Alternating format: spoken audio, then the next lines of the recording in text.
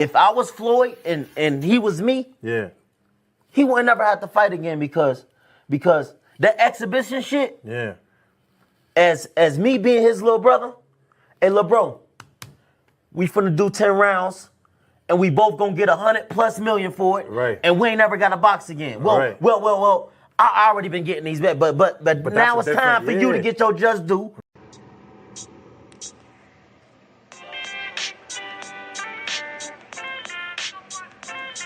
Yo, you know the deal. We back again. We never slacking. Word 'em up. Ladies and guys, whether if you drunk or you high, it's time to pay respects to the illest man alive. If you think you got a point, he'll shrink you down to size. And from there it's downhill like a slinky or a slide. Open your eyes. Got a deep connection with the rise, so you might see them jump in whenever they go live. Peep it. This channel blowing up now, it's not a secret. With tons of exclusive interviews to listen to. Them other channels I hate, but yo, they missing clues. They start narratives, sip the goose and twist the truth. It don't take a rocket scientist to get the proof. Just click the live at 4 p.m. Eastern time. But when you chime in, make sure you keep it kind. But if cowards want to debate, then it's feasting time. My man Jusdu shine busy all the time. Grind 24/7, 365. Videos he might have 365. My rhyme sick, they make you do a 365. You get a rich if you think you fit to survive. It's Jusdueboxing, time to click the live. Ain't no beginners, if you soft, you ain't down to ride. I crush you, respect too, it's Jusdu. He got the illest boxing show on the internet. The boy been a threat and he ain't even had dinner yet. Word 'em up. Yeah. You know what time it is.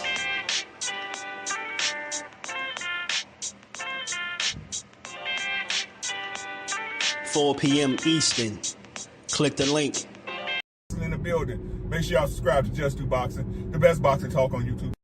Jusdueboxing in the building, 4 o'clock shorty, man. Y'all make sure y'all check him out. He's going to be live today at 4 o'clock, man. And he's going to be spewing some good stuff as he always do with an unbiased approach, man. He's probably the most unbiased channel on YouTube. What's going on? And one of my favorite channels, if y'all into that pugilistic perfection, if y'all into that boxing, that's that boy Jusdueboxing here on YouTube. Make sure y'all check out Jusdueboxing, the only unbiased boxing channel on YouTube, because I am definitely biased when I talk about boxing. So as always, we got to shout out everybody in the chat, man. Shout out to my brother Jusdu. Y'all make sure y'all go sub to Just, man. Just doing a hell of a job over there. Had a great interview today. The brother, and I say it respectfully, one of the most non-biased individuals that I've ever heard speak on the sport of boxing. And I got a lot of love and respect for my brother Just, man. And right now, we're going to give him his just due. Shout out to my brother Jusdu, man. Much love and respect.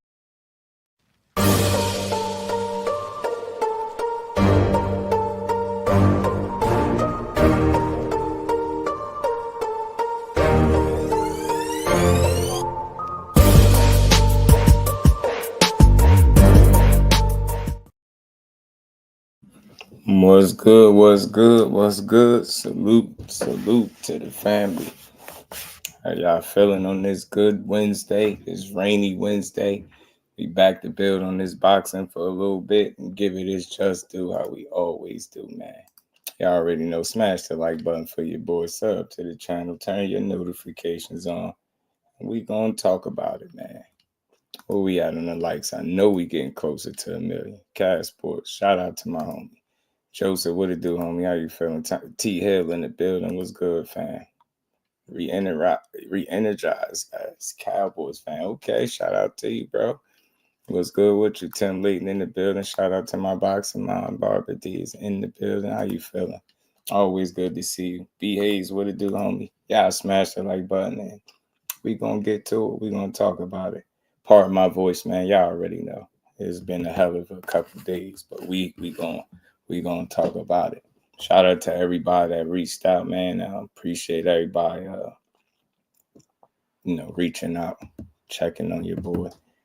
Everything is good. We just gonna talk some boxing for a bit, Got some good fights coming up, man. And for me, like I've always been saying, I'm fine. I'm just glad we got some motion in the lightweight division, man. We got some meaningful fights coming up. You know, with Keyshawn just, you know, announcing and establishing himself as a champion. He's gonna be having his first title defense coming up. That's a real meaningful fight in the lightweight division. Shakur he finally got his guy, at least one of the guys he's been wanting, right? And Zepeda. Kind of reminds me of when he finally got Oscar Valdez in the ring, right? So now he in a similar situation. And he got William Zepeda. And William Zepeda is talking very confident. Kyle Cooler, blessings, family. How you feeling? He's talking very confident. I appreciate you, Barbara D. Much love. Shout out to everybody again that reached out, man. I appreciate every last one of y'all. It was a hell of a day, man. As somebody, you know, that we lost that I knew since I was 12. I probably knew him. That's 27 years I've been knowing that guy. And so shout out to everybody, man. That was a really good dude, man. So y'all already know. Big Dog Willie, what's good with it, my guy? How you feeling? Jake Paul versus Tank, November 22nd, Las Vegas. MGM facts. Just to look at my profile pic, I had the promo of the best exhibition fight of the year. That's facts. Shout out to the homie. How you feeling, Big Dog?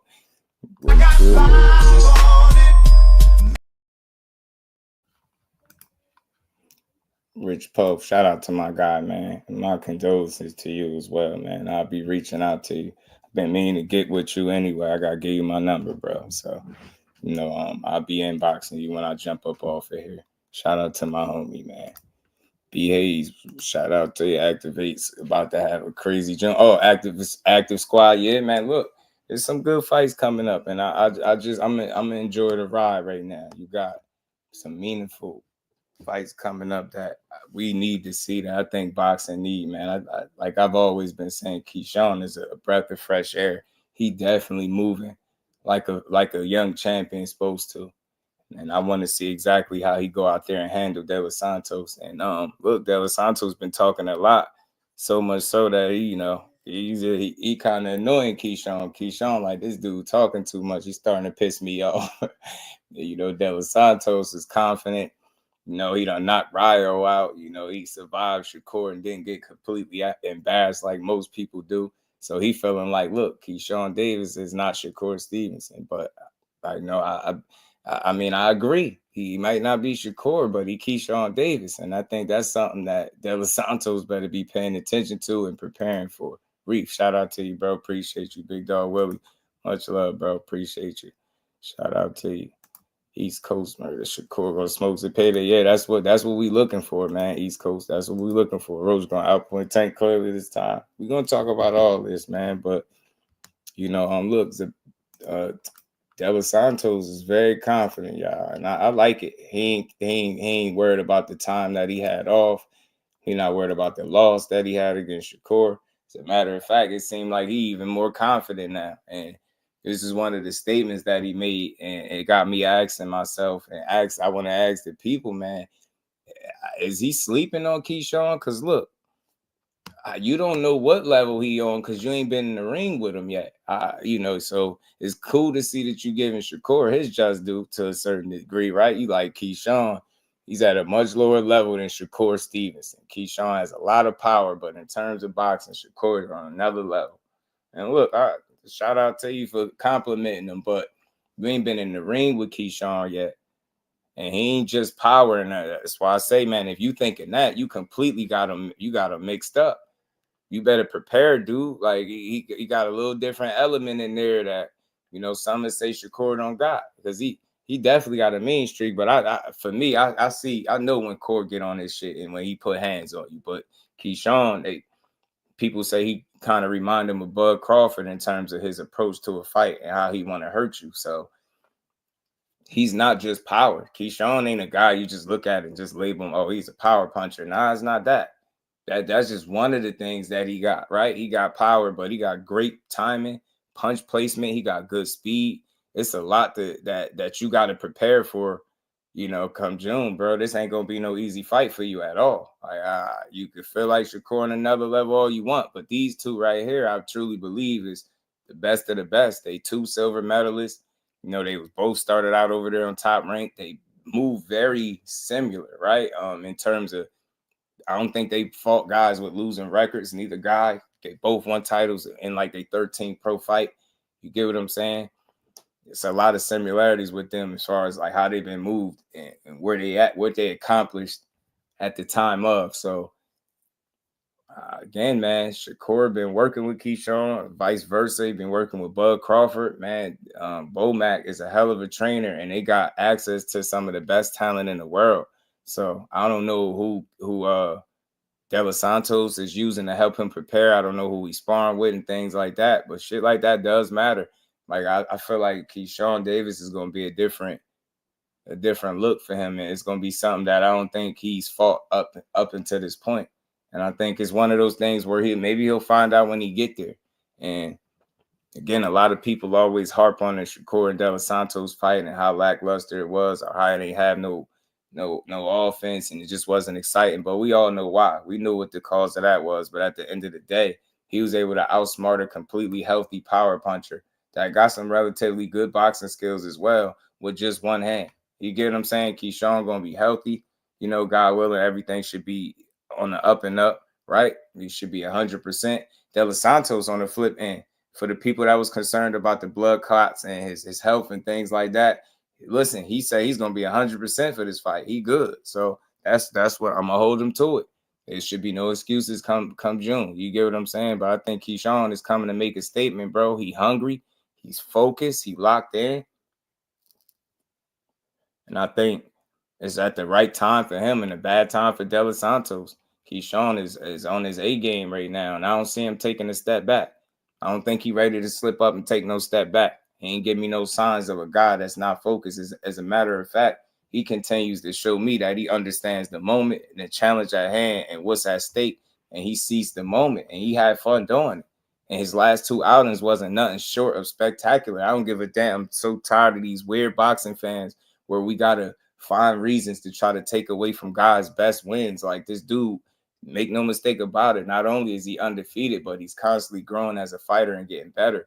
And if you really watching, you've seen it in the performances. You see the difference a guy like Bomac makes in his corner. You see the way he responds to this guy. He really got his ear. They go out there as a unit, a team, and they execute. And Keyshawn Davis is the perfect young fighter to be. He's coachable and everything. You see him growing fight by fight, and he's not going to be easy to beat. Now, this should be an entertaining, competitive fight to a degree, but I think overall the pedigree, the skill set, and just, I think what Keyshawn just brings to the table is he's a more complete guy to me than De Los Santos.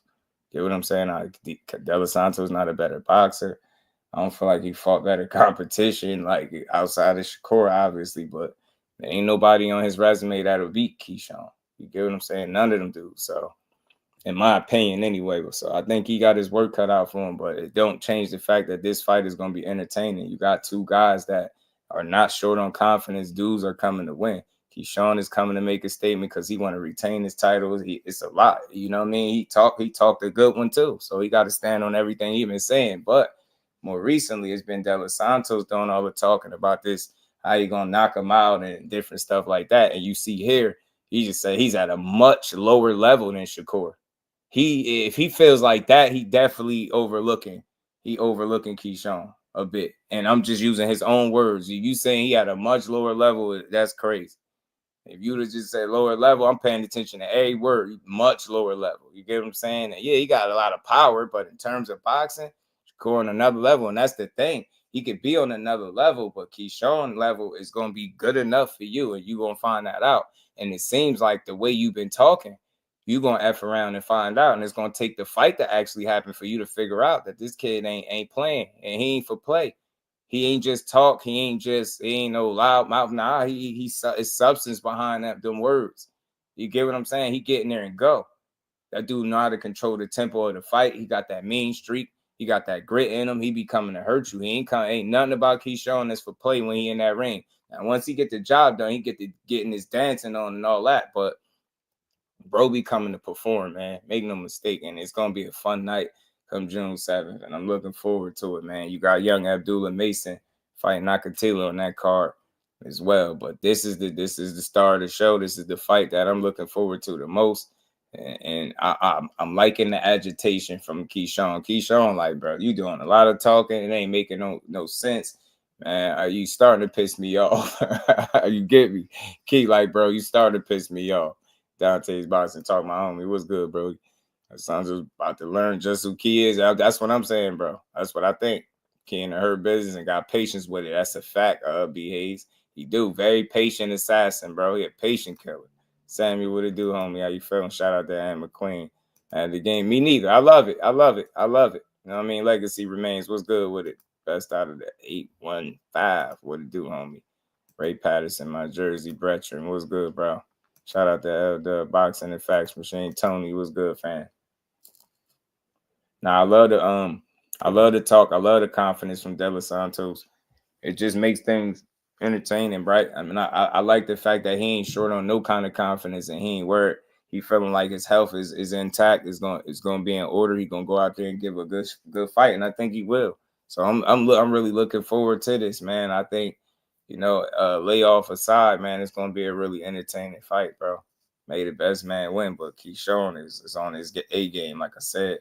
Ain't gonna be easy to go up in there and take that belt that he just won. He gonna be fighting for that. He definitely trying to defend this, make his first title defense a meaningful one. So he ain't gonna be easy to deal with.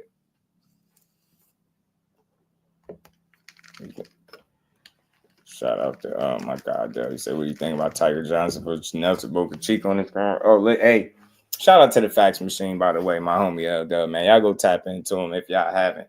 By the way, man, wealth of information. Yo, if y'all love information and you love boxing, there you go. That's your guy. Trust me. Tap in. I like it. I do. I like the way Tiger Johnson looked for his first fight at 47, bro. He looked like he belonged. And I know he's just going to continue to settle into the division and grow. Janelson Boca Chica, is a scrappy guy. We've seen him a couple times, so we know what he can do. So I think, like I've always said, I don't know how you feel, Dub, about his matchmaking, but I never felt like Tiger Johnson get the, easiest matchmaking. Not to say that Boca Chica's some killer, but, he made an interesting scrap with Brian Norman. I believe Quinn Randall did beat him, but he's been in there with some guys, so he got some experience. So Tiger is fresh in the division. He's still growing. But I think that's a good fight. You know what I'm saying? It's a good fight for him to just continue to take another step forward. Nice little scrap, good test. You know what I mean? Just allowing, Tiger to grow some more, which is cool. So I like that fight, bro. I really do. I do. Because I like Tiger, man. And with him, I know you see it the same way, Dub. It's all about him just continuing to grow and progression from fight to fight, right? You just want to see that from him because he got the talent, the skills, he got the athleticism, right? He got the look. You get what I'm saying? He got the IQ. He is a smart fighter. Just all about putting it together on the night. And that's what I learned about him. Like, he got the tools. They're all there. But it's just, you want his performances to reflect it by him going out there and dominating the way he's capable of because he is talented in that way. Very fast, good power, good punch placement, time and different things like that. He's a damn good fighter, man. So that's a solid fight. Shout out to Oster 40, my guy, being a new member, man. Much love and appreciation, my guy. Shout out. And we ain't never got a box again. Well. I already been getting these bet, but now it's time for you to get your just do. Best out of the 815 for sure, man. I'll drop the link in a sec. I got you. Shout out to my guy, Hosted 40, man. Appreciate you joining as a new member, man. We're gonna get it rocking though. For sure. I'm gonna drop the link shortly. And we can build on this boxing for sure.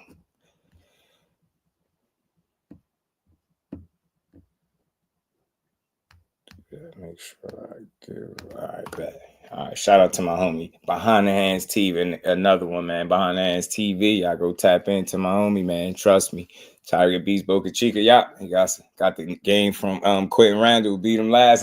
Shout out to Q Randall, man. Jordan, my homie, was good, bro. Gave Norman a tough fight. Yeah, it was an interesting scrap. for sure. So he kind of opened people's eyes a little bit with that performance that, when he fought Norman, even though it ended how it did, but, still opened people's eyes and kind of they questioned Norman until he kind of shut people up with his last couple outings. So, look, Boca Chica is an experienced guy, right? He's been in there with some names. Tiger Johnson going to have to be prepared as always, go out there and get that job done. But I think it's a good learning lesson type of fight, man. You fight a scrappy guy that, if you're not prepared, he can have you looking to serve, win, possibly beat you, right? So, and with Tiger just still growing, right? These are kind of fights that he wanna use to build and grow. So step on this guy, you know what I mean, as much as possible. And I think he will. You know what I'm saying? I think he got a good corner too. I like his trainer.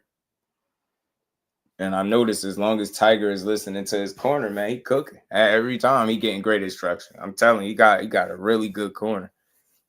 And I like listening to the instructions in between rounds from that dude, man. Prentice Brewer. Crucial content. Shout out to you, homie. Was good with it, bro. And dog was good, homie. Catching lightning in the bottle and trying to carry Shakur. yeah, for sure. You already know that ain't gonna be no easy feat at all. But again, man, Keyshawn is continuing to step the right way, and I'm all for it. I'm enjoying it. I'm really, really tuned in for this fight. I hope he step all over De Los Santos. Respectfully, I do. You know what I mean? And like I said, y'all, before we switch gears to Shakur Zepeda, I just had to ask the question, man. Do any of y'all think that it's a possibility that De Los Santos is underrating or overlooking the boxing ability from Keyshawn? Like, at the end of the day, they pedigree, they come from the Olympics. They both silver medalists. They both been standing on business. They ain't been fighting a bunch of guys with upside down records. So Keyshawn been quietly putting the right wins in the bank and growing. So I don't know. To say he on a much lower level, I know that's his opinion, and it's all good. Everybody got opinions, and it ain't nothing wrong with that. But, you're going to have to show. You're going to have to stand on that. You know what I'm saying? You're going to have to stand on it. But Keyshawn going to have to prepare as he always do. But I'm telling you, they got a really good team over there. I'm telling you, DB3 and Bo Mac, and he like a little mad scientist. He got help where it's needed, and that makes them even stronger as a team. And I'm telling you, Keyshawn being coachable and Bo Mac really having his ear the way he do, it's just the sky's the limit. It's just a matter of focusing from fight to fight and really putting that shit together. And I'm telling you, Keyshawn got the temperament, the tools, right? Get what I'm saying? The IQ, the pedigree, he checking all the boxes. It's going to be his fight to lose, respectfully. You know what I mean? De Los Santos is coming here to be a tough guy and try to play, upset. You know what I mean? Upset the apple cart, right? Trying to play spoiler is what he's trying to do. So he gonna have his opportunity. And like I said, the fact that he's gonna come to fight, he got power in both of those hands. He believe in himself, and he don't see the fight going no other way. He's talking knockout. So this shit makes it entertaining, and at least we expect him for the most part to go for it, and he got to make up for it because he can't afford another Shakur Stevenson type performance, right? He can't come out there and do that because look, Average Joe, shout out to you, homie. He feels like Shakur is at a much higher level boxing, and that's cool, like I said, but I don't know. Don't overlook the boxing ability of Keyshawn Davis, bro. Like, that kid can fight too. You know what I'm saying? The pedigree, check, and all of that shit. So be prepared for that guy. And like you said, he got a lot of power. He got power with that shit. So Shakur kept you very honest. And I know a lot of that is just how smart he is as a fighter. And I always said that to people. That's why he's going to win the fights that he's going to win, because he's a smarter fighter. But in this case, like I said, it's just a real possibility that he could be just overlooking Keyshawn's ability to box, right? And be smart. Paid in full was good with a fan. So I like it, man. He's a solid, well-rounded fighter, pretty complete. You know what I mean? Still growing. It's just a matter of fine-tuning with Keyshawn and adding where necessary. But other than that, I'm telling you, that kid is nice, man. I'm telling you, these fights is going to be his fights to lose. It's a matter of him crossing his T's, dotting his I's, and keeping his eye on the fight, taking that shit one fight at a time, you know what I'm saying? And putting in the work. And like I said, they say in boxing, he's one of the hardest young workers out there. You know what I'm saying? You got guys that much heavier weight classes, and they'll tell you the toughest work or the best work they got was from Keyshawn Davis. Now, that's just sparring, but again, when you're able to get in there and compete at a high level with these much bigger guys, when you get in there with fighters that's your weight in your class, you're gonna do what you do well. You tend to be able to handle the job very well, and that's what you've been seeing. I'm telling you, the proof is in the pudding, and I don't think we, for the ones that's believers in Keyshawn, I don't think we seeing the wrong stuff. You get what I'm saying? Anybody could be caught, anybody could lose a fight, but again, if we just looking at skill for skill, you know what I mean? IQ, their approach to the fights, defensive awareness and responsibility, like Keyshawn is checking those boxes, right? And he knows very well how to control the tempo of a fight and go through the gears as well, right? He know when to pick it up, right? He's not economical with his punches, but he's not wasteful at the same time. He definitely let his hands go, but he's very good at placing his punches and putting them where they need to go. I'm telling you, and picking his shots. And these last couple fights in particular, he's done an amazing job going to the body. And I think he gonna need to continue that, come June. Like, definitely you want to pick and poke at De Los Santos' body, take some of that air up out of him, really test his conditioning, because let's be honest, he has been out of the ring for quite some time, but he is about 25 or so, 24, 25. He's still a young guy. So, but if you Keyshawn, you definitely want to test that breadbasket, man. You want to put in them early deposits, man, flood that basement. You get me? You know what I'm saying? So you beat him up, because look, one thing I learned about De Los Santos is he has tendency to slow down by the midway point, or you get to the middle of a fight and he like to slow it down and taper down. Keyshawn is a guy that can set a pace and maintain it throughout and pick it up when he need to. De Los Santos will start out hot or start out a certain way and taper down in the back half of fights. I've seen this a number of times already, and if you look at it, if you really know the homework and you've seen his loss, one of his losses came in a very similar fashion, with him running out of gas and getting beat that way by the William Foster kid a while back, when he fought him. So expect that to be a possibility, and especially if you got a guy consistently going to your body and successfully, right, being able to go to your body. You could expect that it has some issues there, if he doing what he need to do. Keyshawn has a very good body attack, and his punch placement, bro, like, it is very, very spot on. You get what I'm saying? That's what makes that kid dangerous. I mean, he got some of the better punch placement in boxing and shot selection as well. He got good vision, right?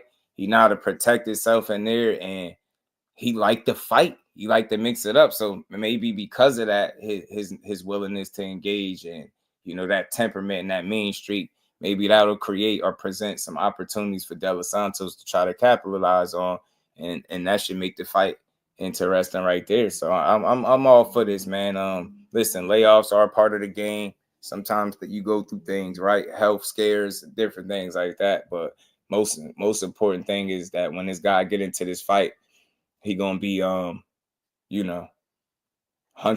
as he said, and the other guy on the other side is too. And we're gonna be seeing Keyshawn go to making his first title defense, and Edwin De Los Santos getting his second crack at a title. And some say he don't deserve this, and some say this could be his last shot. So that in and of itself makes him dangerous. I don't care what he say. He's aware. He know what's up. He know losing that fight again won't be a good thing. Losing another fight and you getting another title shot. So he's going to be motivated to come out there and win. And with him feeling like Keyshawn is at a much lower level, as he put it, then maybe his approach to the fight will be a lot more aggressive than it was against Shakur. Maybe he'll take a lot more chances earlier, which will make the fight entertaining in and of itself with that kind of approach, because Keyshawn ain't a guy, in my opinion, that's going to cur out. Like, so if you try to bring a fight to him or force him to fight, you're going to get what you're looking for. And I think the fans at home, we going to get our money's worth. You get what I'm saying? So I can't wait to see this fight. I'm not going to lie. I can't wait to see it. I really can't.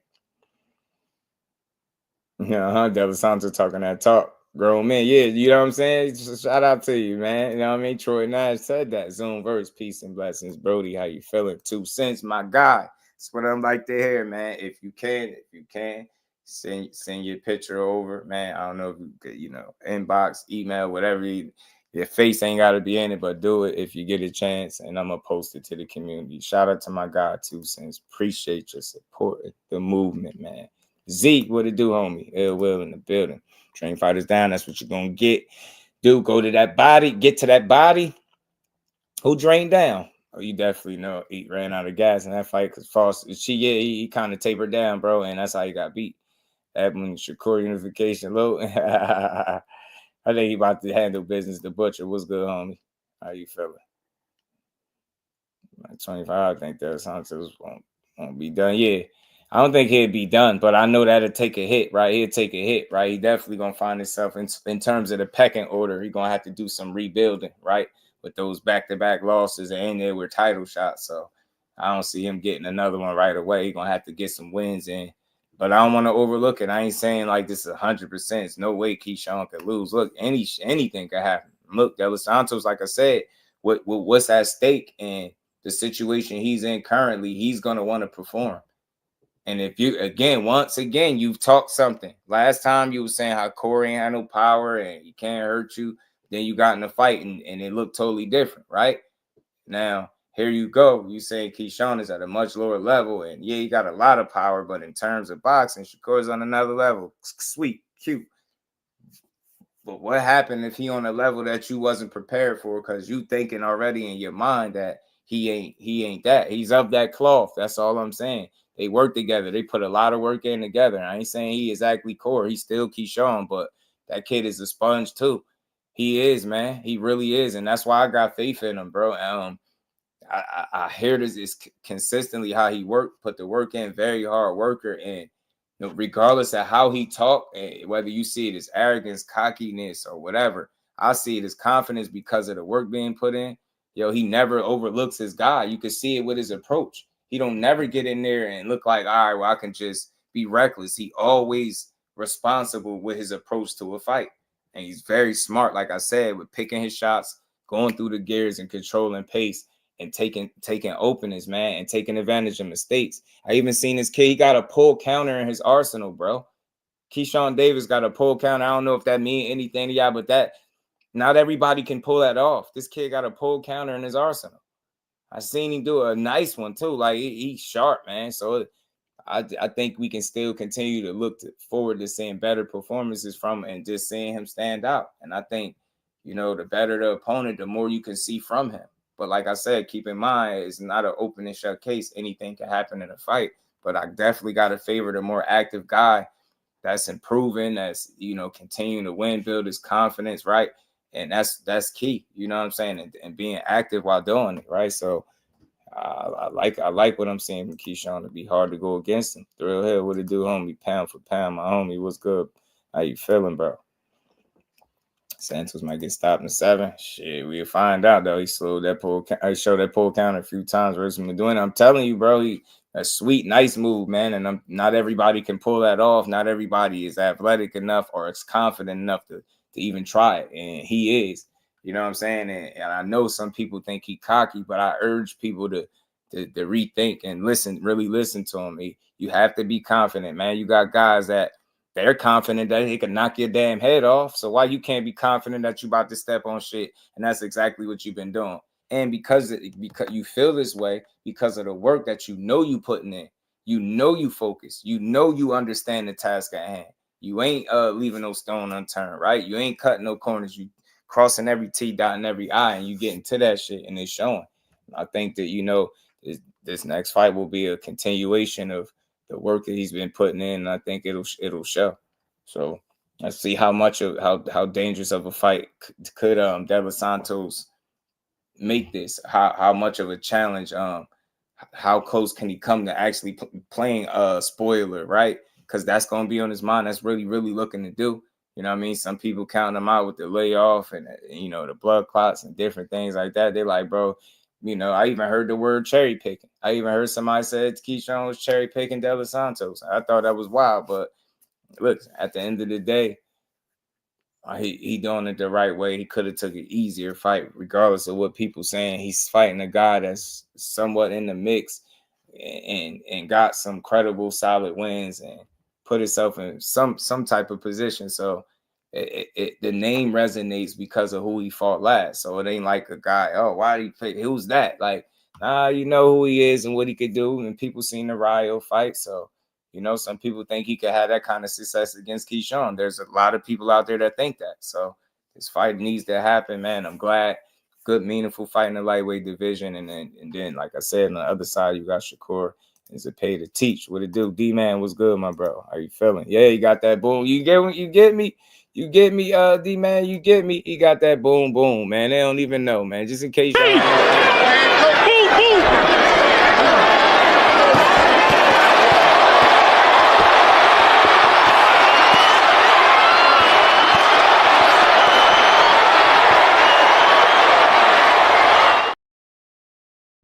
like that. And I'm telling you, I always use that clip just to show people how they get down. Like, you get me? That man, keep boom, boom. You just seen the pattern of the punches, boom, boom, and just got his guy up out of there. You know what I'm saying? I would love to ask him about that clip, man. Do he remember just saying that to Keyshawn in that fight? That was one of the times I was able to see him fight live, and that was an entertaining fight. And people, like they always do, find something to complain. Oh, it was too early. The stoppage, this, man. He was putting hands on that dude, bro. He putting some hands on Buddy ass. You get me? CJ, what it do, homie? How you feeling? Yeah, it ain't no cherry pick. Hand dog, what's good, homie? How you feeling? Ain't no cherry pick. You know what I mean? Shout out to my baby girl, the queen, Miss Just Do, is in the building. You know what I'm saying? She, you know, she heavy Keyshawn. You know what I mean? Heavy on the Keyshawn for her. Shout out to my baby girl, man. But I got Keyshawn, I got Shakur by UD. Yeah, man. Look. So let's talk about it too, man. Cause you know, Zepeda is confident, man. He confident, he talking his talk. He like, bro, I'm coming to get this knockout, bro. Coming to get Core up out of there, bro. I want to get this knockout. Hope he stand there and give us the fight we want to see. And like I said, bro, telling you, the way he's talking, like, yeah, I can hear some confidence, but he's also hoping that he could force Core into a kind of bravado kind of matchup where it could play against him. Like, yeah, stand in there and fight. Yeah, let's get the fans. Let's show them that we really warriors. Hell nah. And it's time to go to school. I take his ass to the Olympics, take his ass to Newark, to Jersey, take him around the block. You get what I'm saying? Back to the city. You get what I'm saying? Kick his ass, bro. Take him to school. We ain't trying to hear none of that. Just stand there. Yeah, let's give the fans a fight. Yeah, nah. It's up for you to try to make it that kind of fight, bro. But don't be surprised if he get comfortable enough to stand in there a bit with you, man. But Zepeda's a different guy because he throw a lot of punches. He could be a bit of an octopus. And the thing about him, there's openings with all those punches that he throw. He do leave himself open and different things like that. But he's a guy that he don't care where he hit you at. He's just gonna throw them punches. He gonna let them go. So that is something that you got to be very, you know, prepared for and aware of, that he's gonna throw punches wherever he see fit. Like, he don't care. He's not a guy that looks for the perfect punch. He gonna let them things go. And that's what I'm saying. So, you know, that's something that Shakur got to be prepared for as well. And you know, he controlled distance and range with the best of them. So that's one of the ways right off the bat that I could see him potentially, you know, neutralizing or cutting down some of that work and that output. You get what I'm saying? And just being sharp in spots, just being himself. I really want to see him make a statement as much as he can. You ain't got to go out of your character to do so, but I want to see a completely healthy, 100% locked in, focused, ready to go. And usually, man, when the fights are at you know, the highest magnitude, regardless of what people say, when it's a big fight, this will be at this point the biggest fight of his career, right? As it moves. So that he got to take care of business. You know what I'm saying? He can't play with this kid. Zepeda going to be hungry. He come from nothing. He going to want to win. What he says is 14 to 16 years of hard work constantly. Like, he finally here. So you get what I'm saying? He get a chance to really change things if he can win. Stressed out boxing. What it do, homie? Shout out to my homie Damon. What's good, fam? And don't hold up, nonstop pressure's coming. Yeah, he gonna bring the pressure. That's what makes it pay danger. At the same time, yeah, the way he throw them 10 Compton Twine in the building, he just throw punches anywhere. He don't care where he hit you at. That does make him dangerous, and he's just willing to go. Got a pretty damn good gas tank. Like, you gotta, you know, I'm very intrigued as to how Shakur will approach this specific fight because of the style that he has, right, with the punches. And he already know what he coming to do. Try to throw a bunch of punches, overwhelm me, get me tired. Like you know what he ain't try to disrespect him, but he like, bro, in the presser, he like, man, he's saying all this different stuff he can do, but he only can do what he always been doing, man. Come forward, fight, and make it a fight. Throw a lot of punches, try to overwhelm this guy, get him tired, right? That's his game. Like, I haven't seen him fight differently, so it'll be hard pressed for me seeing him to switch that up. And you know, I ain't saying he can't. PJ's big dog was good with it. You never know what they working on, but if you switch it up, will that be to your benefit or your own detriment? Because you've been doing things a certain way so long, and that's been successful. So if it's one of those things, do you necessarily switch it up now? And if my thing is, to a degree, if he has you switching up your style or your approach, if that's even the case, because that's how you were talking to a degree. But part of me still feel like you're going to want that typical Zepeda type fight, right? You're going to want a phone booth type of war, guy just willing to trade. But are you really prepared to deal with a guy that's going to box and not let you get off the way you used to, right? PGH was good with it. You get me? So it's intriguing on both sides. They both got the different challenges that, you know what I mean, they up against. And you never see Shakur throw no 100 punches in over boxing ring, right? Not that to my knowledge. So that's just not something he do. So how do you deal with a guy that's looking to do with something you don't do, right? Which is throw that many punches. And we know Shakur has very good timing, eyes, accuracy, and good feet, reflexes, different things like that. I think he's pretty complete, well-rounded, bro. I don't think it's a lot he can't do, despite with the criticism and all that.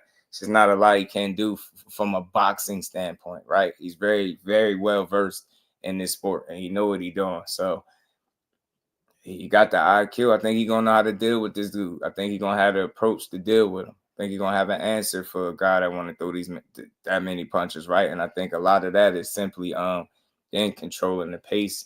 And you know, when you do hit him with something, you make it something of substance, right? Of consequence. You know what I mean? Not, you don't want to just let him get comfortable just coming forward. You want to make it count. And I could see the body attack being very key in this fight. You know what I mean? Little sharp counters and stabs to the body early, man. Take some of the air up out of him. You know what I mean? Keep him honest in spots, right? You got Shakur got a really good uppercut. I don't know if people ever noticed, man. Hooks too, a solid hook. You know what I mean? He got damn good jab. His vision is clear. You know what I mean? It's a lot he could do in there. So he just got to utilize the skill set that he had, man. And he is shine at the end of the day, because I just think he's far more talented overall and skillful, right? And just smarter, his approach, different things like that. You know, Zepeda really just fights one way. He come to throw a bunch of punches, like I said, overwhelm you. So it's going to be up for him to utilize the skills and not allow him to be physically overwhelmed by the output of Zepeda. That's the challenge. I think that's the biggest challenge, the output for Zepeda. But he got some pop behind it as well. And the fact that he don't wait for the perfect shot. He ain't looking for that. He don't care. He just want to land. He want to hit you somewhere. And that makes him dangerous. Being hungry, knowing that you put in this much work and you finally getting a shot at the title, that makes you hungry, right? You know what I mean? He's like, yo, I'm stopping this dude. I'm stopping Shakur. So let's go. Let's go. Shout out to the homie Zoom, man. I don't count any fight out of a fight, just like any given Sunday. Yeah. You got to give anybody a fair shot, a fair shake. You know what I mean? And I'm trying to do that as best I could. I'm speaking for the other side, right? You know what I mean? And that's just really how Zepeda fight. He really overwhelms you with output, swarm you, and kind of beat you that way. If he's not able to do that, then what happens? And I think that's the questions will get answered in the fight, which makes it fun. But nobody could ever be counted out, because just like you said, any given Saturday, somebody can lose. You know what I'm saying? Any given day in the boxing ring, somebody could take an L. But I like that the Shakur look focused. He's as he always is. But again, the more meaningful the opportunity, the more laser focused I think he is. You know what I mean? It's giving me like Valdez vibes. And I remember just how laser locked in he was for that fight. You get what I'm saying? He was sharp as hell, you know what I'm saying? For 12 rounds, sharp, frustrating Oscar Valdez, dropped him once, caught him off balance, put him down, right? It just was a fun fight for me because he was fighting smart, can't say he was running. He was picking his shots. He was letting his hands go when he needed to, and he just outpointed, right, and just outskilled Valdez. You get what I'm saying? And I think he can do this fight. You know, it's giving me similar vibes, right? The preparation is going to be spot on. Focus is going to be key. You know what I'm saying? He's not going to let this opportunity slide. I don't think he's looking to take no steps back. There are bigger fights on the horizon we would suspect for him if he's the win. So, but again, like he said before, and I love the way he answered the tank question, bro. If I don't get past the pay, there ain't no damn tank. So no, I'm not thinking about that. My mind on Zepeda, and I love that because that's telling me he coming to do a job.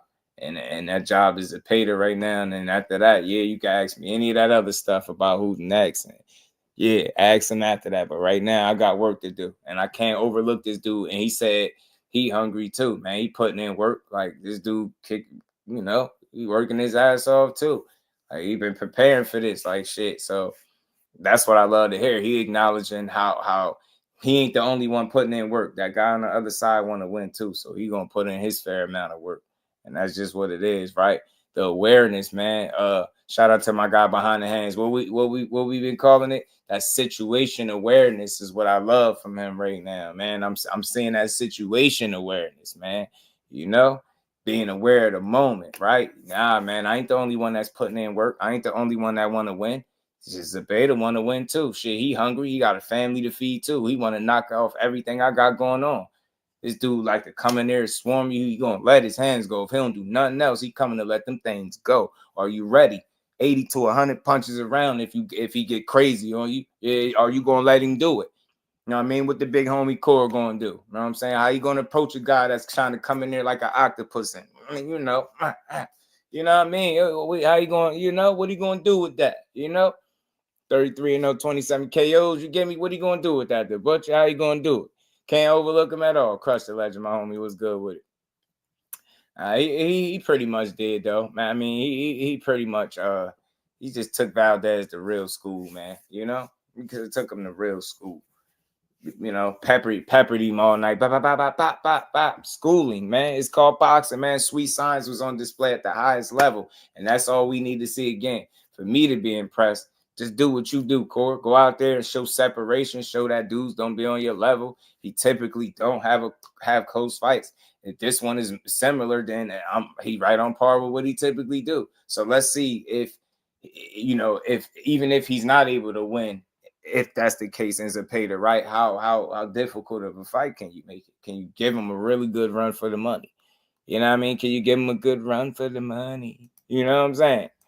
And we don't know, but we gonna find out. You know what I mean? He is hungry, man. His coach is talking that talk. They like, yeah, we finally got the fight now. We about to show you that we coming to take your WBC title, bro. We don't care about your name.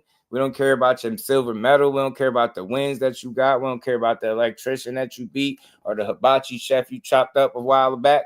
They saying they don't care about none of that. But Core, like, you ain't got to care about that. But this ass whooping going to be on you that night. You know what I'm saying? Coming to step on kid, man. Step on him. You know what I mean? Purposeful. Yeah, he did. He kicked his ass. 2 cents. It's like, I know it wasn't a brutal ass whooping, right? But it was a schooling. That's a taxing. You're getting beat and punched on round after round. You hear about that?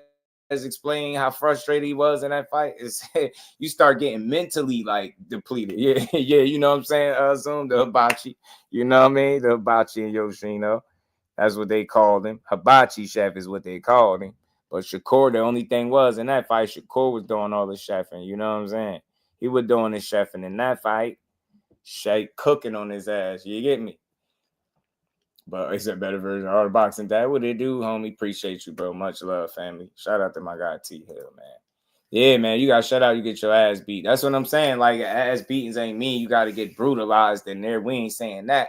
But Core put hands on you, bro. Core could get mean in there too. I'm telling you, yo. Like, go look at rewatch that fight with Padley and go look at the physicality that he was showing and when he was deciding to throw, how physical he was being. It's like, people ask for these guys to show certain performances. They go out there and they do it, and then we knock them for doing it. You know what I'm saying? We knock them for doing it. We knock them for doing it. So, or we don't acknowledge it when they give us what we ask for, right? And that's all I be saying with him, because you ask for a guy to go out there and fight a certain way or let his hands go, be more offensive, right? Then they do it and the goalposts get moved. Nah, that's the fake. That's a fake one, y'all. I get, I can get him up out of here because Blue got a wrench, the real Blue. Shout out to the real Blue Blood Sports TV. I don't know why people keep coming through with the fake Blue Blood, bro. I don't know what that is, but yeah, that's the fake one. Shout out to the Crucial. But we're gonna keep getting to this, man. Like I said, man, he put hands on his last guy. You know what I mean? He put his hands through a little bit of punishment, but he was able to switch orthodox and still stop Padley. So that was impressive. And Padley bounced back from that loss and got him a knockout in his next fight. So respected Josh Padley. And he no longer an electrician, full-time boxer. So shout out to Core. I mean, that opportunity was given to him. Padley stepped in. He saved the day for Core, so that shit was dope, man. Core went out there and showed everybody what he's supposed to show you: separation and levels. And y'all said I can't get nobody out of there. I stop him. So what y'all start doing? Oh, nah, it was a TKO though. It was a TKO. Oh, he didn't have a full training camp. Oh, he's an electrician. Oh, it's like, nah, man, kill all that shit.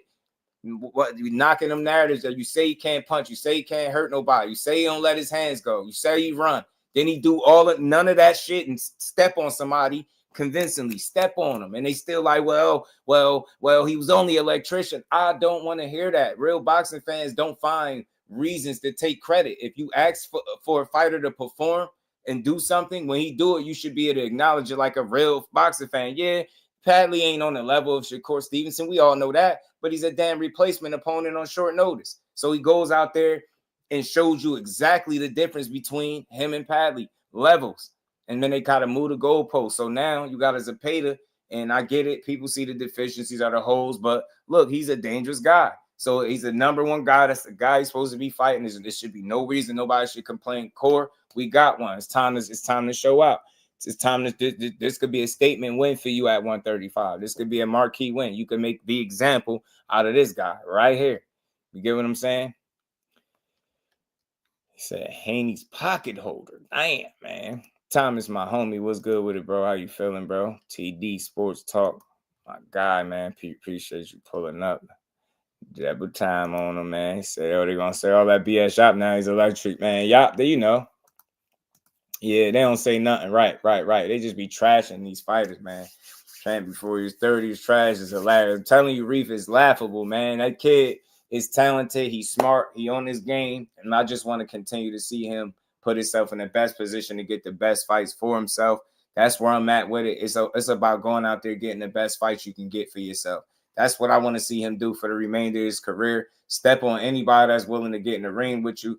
Block out the background noise. Those people that's not rocking with you, they'll never be rocking with you no matter what you do. So at the end of the day, you got real support. You got genuine people that's going to rock with you. The numbers would suggest that people just pay attention. He has a fan base. People will support him. I think the bigger the fight, the better the opponent, the better the outcome overall. I think the more you'll see. And I think that's the thought process behind a lot of these top tier talents. I feel like a lot of these guys, the better their opponent, the better the opportunity for them to show just what level they're operating at. You get what I'm saying? Shout out to Blue Hustle, man. My guy, how you feeling, bro? 2 cents. Shout out to Kevin, man. What's going on, fam? Appreciate you pulling. I gotta give Padley his credit. Y'all, he's 4-1 in his last 5 fights with 3 stoppages. Right, yeah, really did a couple good wins, bro. Right before getting in there recording. Then you see how he turn around and get another fight and get a stoppage. Yo, you're not a bad fighter. It's just levels to it, and it's okay to acknowledge that he's not on the Shakur level, and he even admitted to that. That's real. Shout out to Josh Padley. I will watch him again and again. He got my respect for sure. You know what I'm saying? So anybody that could be honest and keep it a stack, I can rock with him, and they're gonna go out there and fight, and that's what he did. He got beat up and got back in the ring before Shakur did. Went and got him a knockout win. You can't knock a guy for that. I just gotta salute it, man. You know what I mean? I gotta salute it. Oh, manager Calvin. Nah, if people are being disrespectful or we got fake pages, we get them out of there, manager Calvin. You know what I'm saying? We get them out of there. kind of local TV, because we only interested in talking and growing with boxing fans. You know what I'm saying? Not people that just want to say anything and be weird. You know what I'm saying? So no. His name is fake. You know what I mean? He's timed out because his name is fake. We ain't letting no fake pages rock. Jay Grant, what it do, homie? C Wood. Is that the real? That can't be this real C Wood either, though. I know what's going on. We're going to keep cooking, man. Let's ignore it, man. As long as there's no disrespect in the chat, y'all don't got to block nobody. If they want to troll in peace, we just going to ignore the troll energy. Y'all ain't got to block nobody unless it's a fake page. Then get them out of here. If they being disrespectful, then just, let's get him out of the corner. Shout out to my guy, Kano, too, man. Kind of loco TV. But let's keep rocking, man. Let's keep building. So, look, man, we got good fights, man. Meaningful fights. Like I said, intriguing matchup, another really good lightweight fight, and let's see where it go from here, right? I really interested to see the outcome and how it's gonna play out, man. Should be a good one, bro. You know what I'm saying? You get me, 2 cents? You get me? That's all. We gotta get the weird people out of here. We want adults. We want people that just want to build and talk some boxing, man. That's all. And you can have your opinion. I don't block nobody for their opinion, man. Only disrespect and weird energy, get up out of here. So we ain't here for that. You know what I mean? But let's keep building. So like I said, man, Zepeda talking that KO stuff.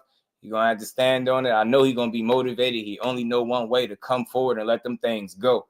And if you let him, he gonna get 80 to 100 out of there per round if you let him per round. So he gonna let you do what he want.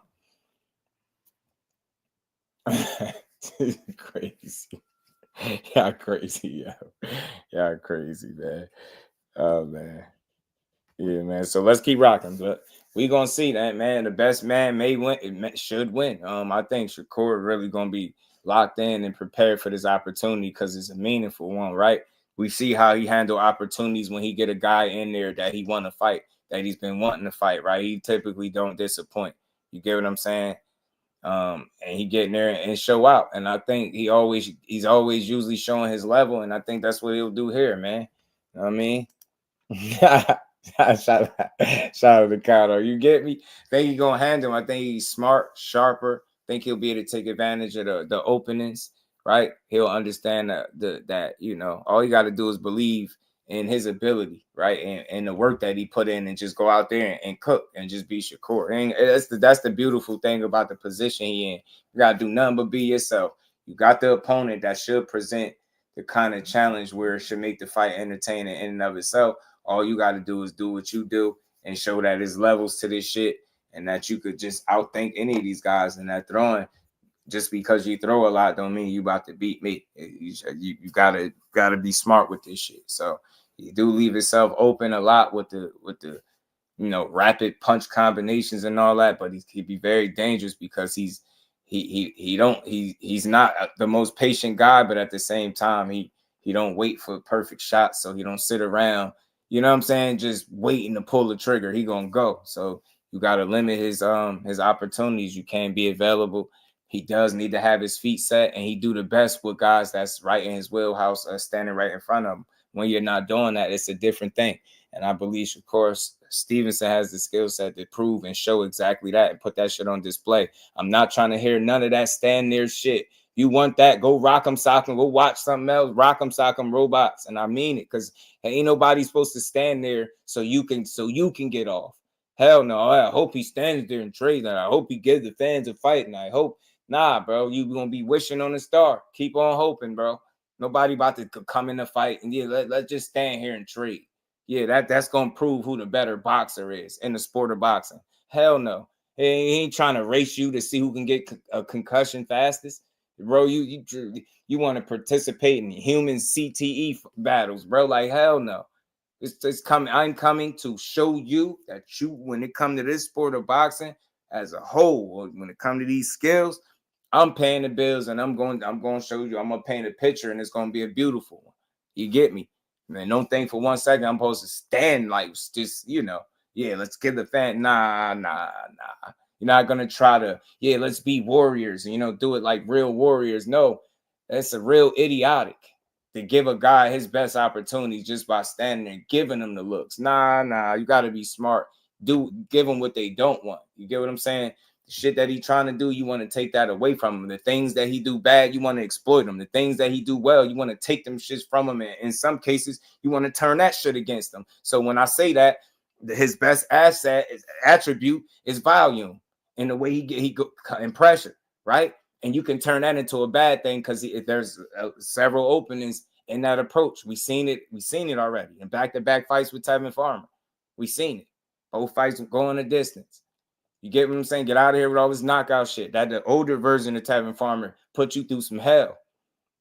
The smarter, younger, sharper Shakur should be able to figure out a game plan to get you up out of the way and box you down and embarrass you and beat you. So I just want to see him clean, convincing, show levels, show dominant statement. I want to see a statement. I ain't gonna lie, y'all. I do. Pure dominance. I do. I want as dominant as possible. I want to see him step on this dude. Then see where people go to crying and complaining. You know what I'm saying? I want to see an offensive display. I want to see asses be, hands be put on him like I know he capable of doing. You ain't got to step outside yourself the door. You capable of everything that I'm envisioning in my head. Go out there and be you, shine at the highest level and move on. Leave no damn doubt at all that you're a much better guy. And whether that's a TKO stoppage to the body, a late one, or just a dominant masterclass, Shakur Stevenson, I took you to school, beat you up, took your confidence from you in front of everybody for 12 rounds and sent your ass back to the gulag. Take your ass back to the drawing board with that shit. That's what I want to see. Step on him energy. I don't give a damn about the placement and who's the main event, co-main event. They labeling this shit a double main event, but I ain't hearing none of that. Step on his ass, whether it's a co-main, the fight before the last or the last. The job is to step on him, make an example, make as much as a statement as you possibly can, and move forward with your career. I'm tired of the talk. I want to see him shut a lot of people up with this fight. I do. And I don't care how you try to downplay. Oh, well, he's tailor-made. We not going to keep doing that every single fight. He got an opportunity just like anybody else. Ain't nobody else beat him. Shit, dude got more fights than Shakur. You get what I'm saying? I don't want to hear the do over 30-something fights, bro. We get your ass in there and scrap. And like I said, this shit shouldn't be easy per se, but I truly believe in this dude's ability to figure this shit out. And he's a very smart, intuitive fighter, man. Sponge, he coachable, he learned. You get what I'm saying? He figure out your weaknesses, the things that you don't do well, and he exploit it. You get what I'm saying? At a consistent level where he showed you that, there's levels to this shit. You know what I'm saying? So, go out there, be you, and box your ass to a victory, man. Shout out to Big Trader, homie, man. Shout out to the real Seawood, man. No, that is the real Seawood. So how the fuck Seawood ain't got you must got a new profile or something. Shout out to the homie Seawood in the cash. And we ain't never got a box again. Well, Right. well. I already been getting these back, but now it's time for you to get your just due. Appreciate you, bro. Shout out to the homie Seawood. That is the real Seawood. Then I got you. I'll take care of you, bro. That is the homie.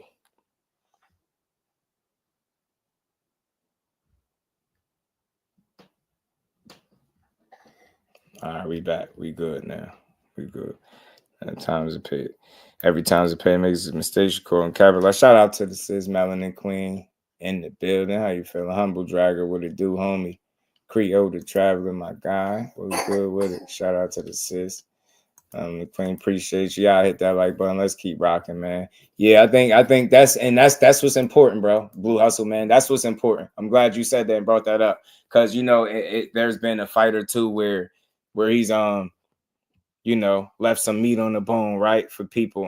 And some noise about if that'll happen again, right? If he'll leave meat on the bone in these rounds. I think it's really important for him, like you said, when he forces a mistake, to capitalize, make him pay for making those mistakes, make his ass pay a toll each time he make a mistake, keep something on his mind, preferably go work in that body, especially early, take that gas out of his tank. You know what I mean? Take the gas up out of them tires, put them early deposits to that body, and see what it do for you. You get me? See what it do for you.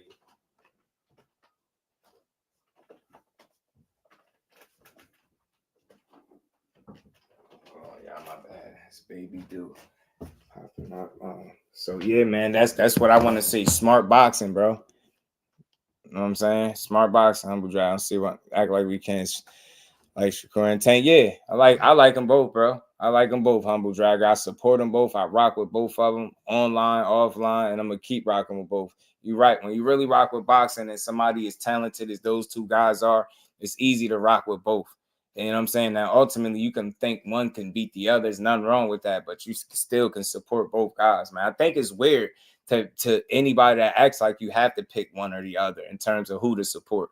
Nah, you don't. You can support them all. When you putting on the way these guys are, I'm rocking with them. You get me? That's me. Team Sly. What's good with it? How you feeling, fam? I just required the excuse makers. Yeah, see what? That's where I'm at, bro. You get what I'm saying? Shout out to Z, man. Mag Life. Mag 7 Life. Shout out to you, bro. Yeah, that's the thing though. That's very, I don't know. For me, that's very subjective, right? Oh. Yeah, I'm about to say, yeah,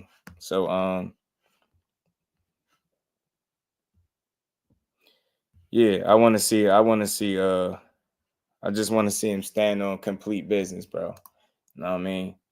Yeah, support my girl and my side chick. You don't got to pick, tell him, bro. You know what I mean? Watch every fight Tank Shakur had. About Shakur back when he had Pretty Boy Mohawk at 126. Yeah, so look, he said, I get you, bro. He's saying winning is not enough.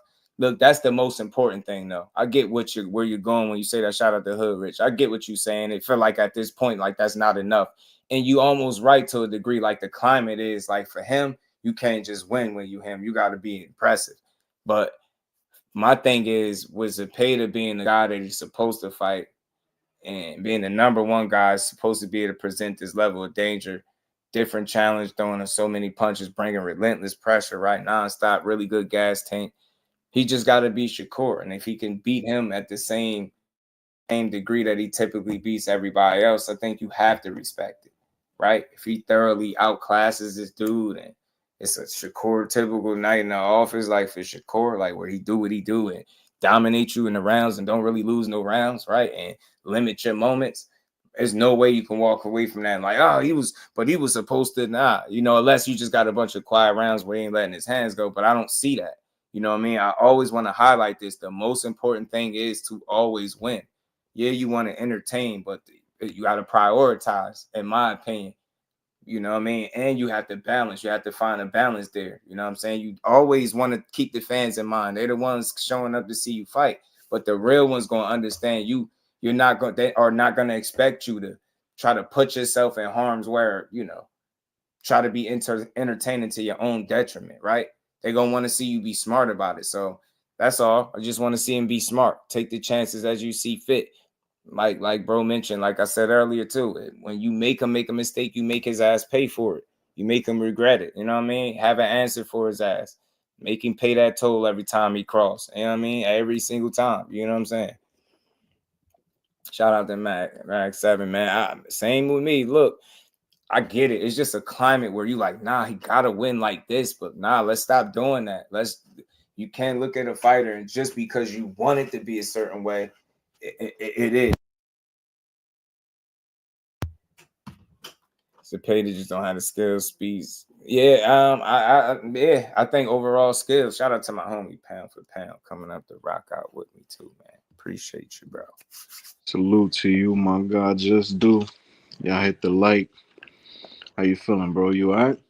Man, I'm feeling a lot better than I was yesterday for sure. And again, shout out to everybody, man. That just was a real one for sure. So you know how them hit. Just when you got a solid person, I 27 years. That's most of my life. That this dude. So yeah, Sorry for your loss, man. shout out to my guy, man. RIP to my guy, real one, man. My guy, Peanut. Yeah, I know him, the barber, the coach. I mean, just a solid guy, man. So again, appreciate everybody. I'm definitely feeling a lot like myself, but we gonna get back to it, man. Shout out to my homie Pound for Pound too, man. Appreciate you. Sure, bro. And I've been like with Shakur, it's gonna get to the point where like he already got like a cult fan base of people who just really, really enjoy his style. They see what he do. they love the fact that he's such like a defensive genius. It kind of remind him of like a Floyd, right? But there's a lot of people that don't like it, right? But the way I see it is that if he keep getting the W's, bro, after 5 years, like it might be a slow growth. When people watch Tank, they watch him to see the knockouts. They know it's gonna be explosive. With Shakur, it's gonna get to the point where people are gonna be paying to see him lose. There's gonna be a new dude come up, power punching, knocking shit. They're gonna be like, yo, he fight Shakur, he gonna end this dude, he gonna end him.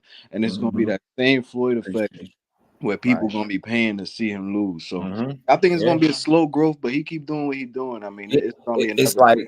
like I know we be wanting to see it in the same fashion that it's happening for everybody else, but nah, I just think when you got a different skill set and you bring different qualities to the ring, you gotta hone that, sharpen that, and continue to showcase that shit and keep winning the way you do.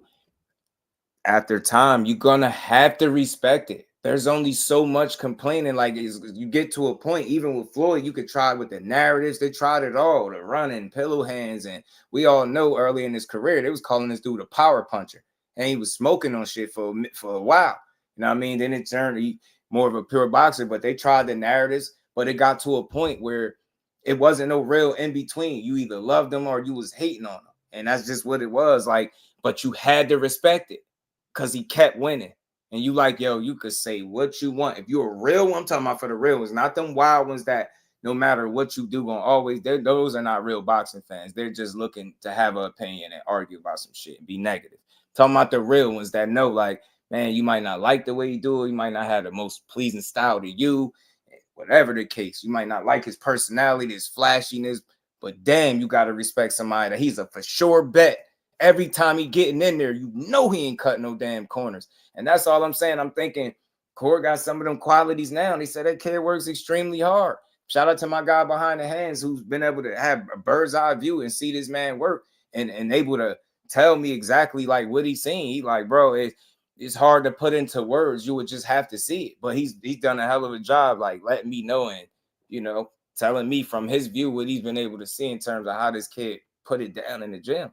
So, and some of that shit reflect, like, you might think he ain't this and he ain't that, but shit, winning at that level, constantly outthinking your man, constantly, you know, not giving, you know, guy what they want, man, that shit just not easy. You know what I'm saying? Hey, you know, not everybody could perform at that level, no matter who you in there with. Like I said, people be grasping for straws damn near, trying to look for something to say. They'll keep bringing up a De Los Santos till they blue in the face, and he got fights after that where he's handling business. So just like his last one, they'll overlook it and keep talking about something else. Oh, well, he's electric. Now I don't want to hear that. He put belt to ass, and that's what I want to see him do, similar to Zepeda in terms of approach, physical nature.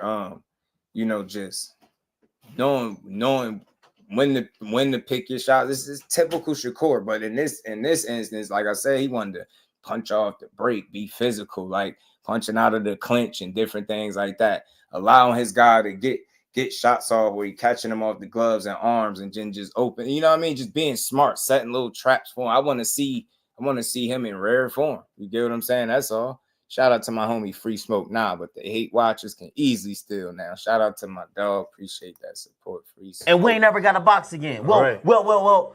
I already been getting these bets, but now it's time for you to get your just do.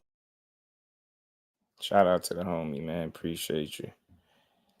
We gonna keep getting to it. So that's where I'm at, man. Statements that you got some movement in the light, and not for nothing. These dudes all got some meaningful fights for real. You know what I mean? Court got one of the guys that he needed to get. Being on that side with Eddie Hearn, I don't care who was under it happened. He got his man. Let's go. Get him. Keyshawn got De Los Santos coming up. Let's go. Let's get it. Tank, you know, unfamiliar, you know, we didn't expect unexpected rematch, but the first one was so good. The second one could be even better. Meaningful fight because it is big because of what happened in the first one with the controversy. So it's unexpected. Like bro always said, shout out to behind the hand. He said this low key turned into a legacy fight for him. And so that just makes all these guys having meaningful fights. And I hope when it's done, we can get some type of action with these belt holders. I get it. People keep talking about the Keyshawn and Shakur stuff and they won't fight. blah, blah, blah. But I think it's bigger fish to fry. I think we know what that fish is too. So I want to see it all. Tell him I didn't think he was like that at first. Or now it's a fact. Shout out to Behind the Hands, because he damn sure wasn't no heavy advocate.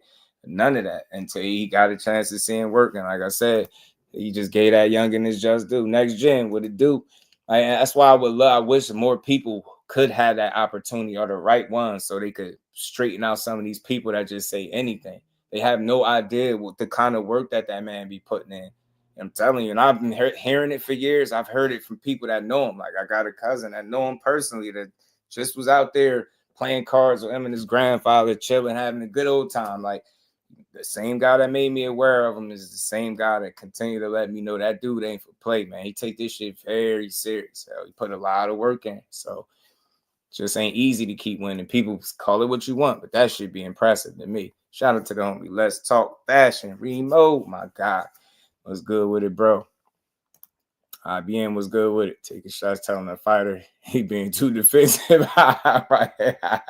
Please, what it do, homie? That's what I'm telling you, bro. Yeah, let's stand there a little bit more, bro.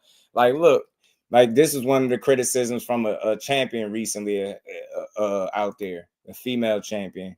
What's her name? I think she's a champion, Jocelyn Camarillo. I don't know much about her, but she gave her recent take on it, man. So this style is a bit boring to me. Watch, let me roll the clip. And it's all good. Everybody got their opinion, but listen to what she said. I just find his style of fighting to be a little bit boring. You know, people pay to see, you know, throwing punches and you know, like, want to see action. So I feel like, yeah, Shakur, he's a good boxer, but I don't know. I think he just needs to learn to, you know, be able to throw more punches for sure. Imagine saying that. Like his last fight didn't just happen. It's so crazy. They don't, I know this shit don't be about boxing. And I do this for all of these young men because they deserve to be supported at the end of the day with the work that they put on, especially when you got a real one. But that shit don't be about boxing, because how do you make that comment and not overlook the last fight? Like, what is there to say? Them boxers was checked. What do you want? Throwing his hands? He wasn't letting his hands go. What do you want? Being aggressive? He wasn't like putting belt to ass. He wasn't going to the body. He wasn't ripping combinations. He wasn't punching off the break in the clinch. He wasn't fighting and being physical with this dude. Like, what is it? Like, now I get it. You want to see him do it against Zepeda. Cool. I'm with you. I want to see him step on his ass too. Step on it against the opposition as it go up. Continue to win in Shakur Stevenson fashion. That's all I want to see. So Zepeda, you got your opportunity. You fighting for a title. You've been boxing all your life for this shit. You're gonna be motivated. I know you putting in work too. I know you're gonna come out there. I know you trying to knock him out. I know it. You said it. You pretty much promising the KO. So I know you're gonna be coming out there to knock his head off. So it's about being smart, man. The smarter guy gotta win this fight, and I gotta outsmart him. Jay Grant, what it do? I ain't here to be you know, about to be punching on me. Her name Jocelyn Camarillo, if I'm saying it right. Yeah, she's not bad on the eyes at all, yeah. There she go, Jocelyn Camarillo. Shout out to her though, because she did have a explanation though. She said, just to clarify, I do think Shakur is a great boxer. He's clearly talented, super skilled. He's a champ for a reason. Give him full credit for that. My only point was from a fan's perspective. I personally just wish they threw that there was a bit more action in his fights. I get his style is very technical and defensive, which obviously works, but sometimes it can come off as a little slow or boring for people who enjoy a more aggressive or fast-paced fight. No hate at all, just sharing my opinion as a viewer. Much respect to him and his craft. And I think that's genuine, because that's well, she explained that well. She didn't have to, but she did. She just giving her opinion and telling you where her preference is. That's all. You know what I mean? And man, it's to each his own. It's one of those things, like, that's something you're gonna have to fight it. Look, I heard the same shit about Andre Ward. I heard people say he was boring. He wasn't as good. I heard people question that he not even as great as what people say. I've heard people say this. I've heard people say the same thing with Floyd. His fight's boring, man. You go to sleep watching. If I did the same shit, I'm not saying he either one of them, but I'm just saying, look how successful he was. At the end of the day, it didn't matter after a while. That shit became moot points and background noise because of what? They continued to win the way they seemed fit. Andre Ward continued to be very just, you know, smart, talented. technically savvy, right? He had it. He had the tools. He knew when to be physical, right? And he worked extremely hard. So whatever he couldn't do naturally, you get what I'm saying? He worked at it. And that's just right out of his own mouth. So you seen the kind of career he had. And he used to be living totally different at once upon a time, right? So if you watching the interviews and people been catching up, and look how he turned out. Look at it, fought through the criticism. All he did was try to trash him, question his power, question his chin when he got dropped by Darnell Boone. Like, come on, man. It's just shit. It's just always them naysayers. You gotta X them out because they're not the ones that support, and it don't even matter. Yeah, you take that stuff and you use it as fuel, though. You know, not all criticism is hate, though. Some of this should be real, genuine criticism. Like the way she explained, like what she was saying, that's genuine. That's like you giving him his credit, but you also like, yo, this is what my preference is. And fight fans, they want to see a bit more action. And she right. The casual audience, they want to see knockouts for sure.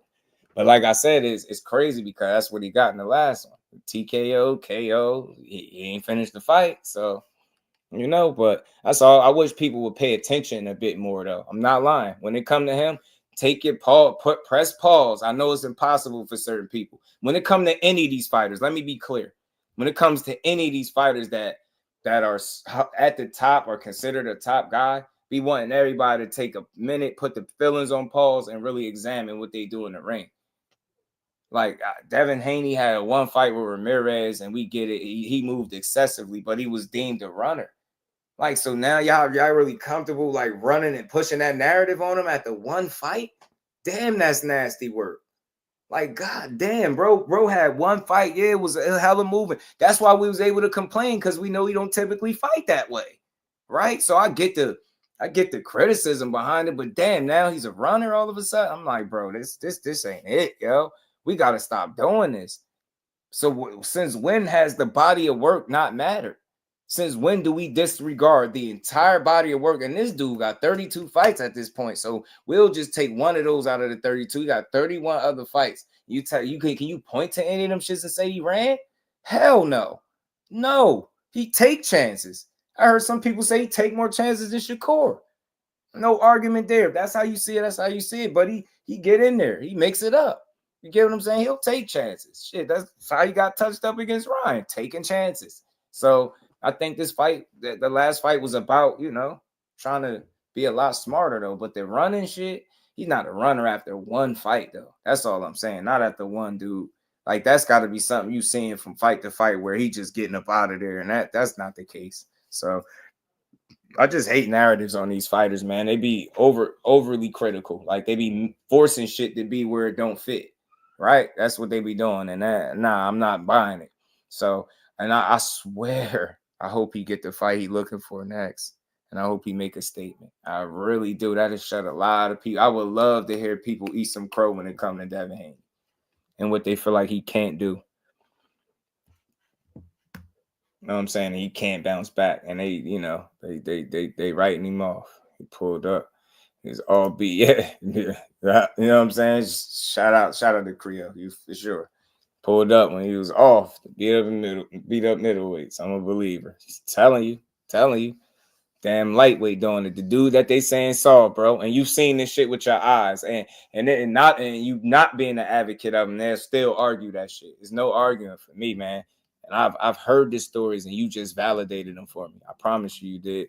Shout out to my baby girl. Yes, man. If y'all ain't hit that like button, make sure you do. If you new, say what's up. Smash that like button. Sub to the channel. We're going to keep cooking, man. Support the grind. We're going to keep rocking. Mr. In Pride with it, dude. What's good with it? I think Keyshawn fight going. Hood Rich, my guy. We was talking about that too, man. Feel free to chop it up, man. Look, I feel like Keyshawn got a statement to make.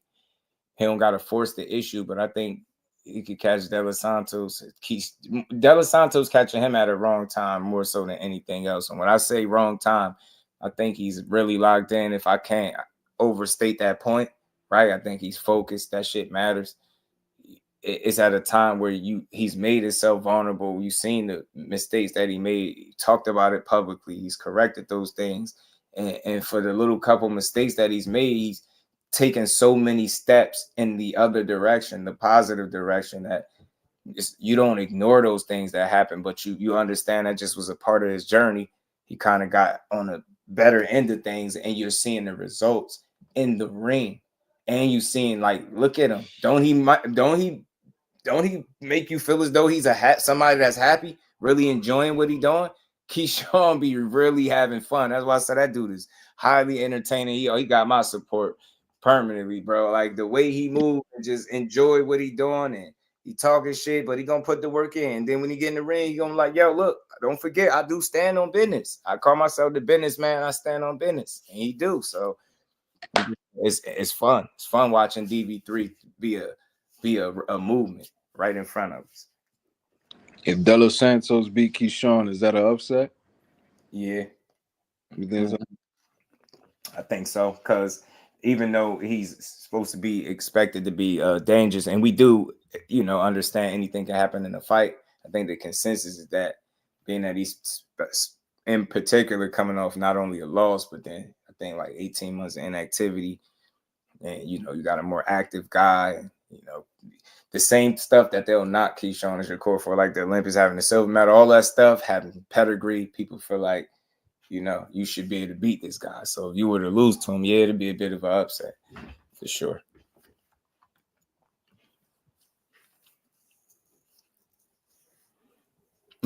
right, Jay. That's tough fashion. Yeah, man. Slug it out with the table. When that fighter can't break down, he's supposed to every fight. So bad, I'm telling you, choose A side B. Choose A side B. Telling you. Yeah. Plus, that Santos was getting a nice payday. I would expect that Santos already good with the bag. That's the Dominican way. Yeah, they got his money on right, and he said, let go. You ain't elite. He won't give you no work. You let the little homies handle you. I'm telling you, moving diferente. And that's what they think. Like, he ain't a guy. And that's what I respect, too, with all that sparring that he do. He ain't looking to spar guys that he can't learn nothing from or that he can just beat up on. That ain't the shit he be on. Like, if you could really put in work and you feel like you can, teach him, you can learn some shit, you on that level, then he won't work with you. Shit is crazy. That dude put in some real work, man. That's why I got a lot of respect, man. The stories, and I know multiple people that's been right there, you know what I mean, able to see this shit. You just don't get there being subpar. That's what this conversation people don't like to have. That's what I tell you. These dudes put in a lot of work and they deserve their recognition for it. But so, yeah, man, Keyshawn, June 7th. It's going to be a movie, man. It's going to be a movie. You know what I'm saying? I'm interested to see if he can get him out of there, if he can knock him out, and what kind of fashion. You know what I mean? Both guys' approach to the fight. Let's see if De Los Santos is got that Shakur fight in the back of his mind. Like, bro, I can't go out there and do that. I definitely got to take more chances. And I already said this dude ain't nowhere on his level. So I got to go out there and show it. Because the last time I said something, put a statement out there, it was, oh, Corey ain't got no power. And then I went out there and fought like he did. So, are you going to say that Keyshawn ain't nowhere on his level, but you're going to approach it like he is? Are you going to be hesitant? Are you going to be reluctant to throw your hands? Right? Are you going to be economical with your punches, your punch output? Right? How are you going to try to start fast? What you gonna do? That's what I'm interested to see with the time off and the guy that he's fighting and the statements that he made publicly. Is that going any of that stuff going to influence his approach to the fight, especially early on for the first 3 to 4 rounds where guys be super fresh?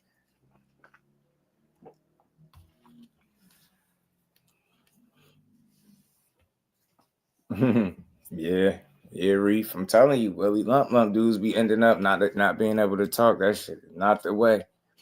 It is not the way. I'm telling you, it's tough, man.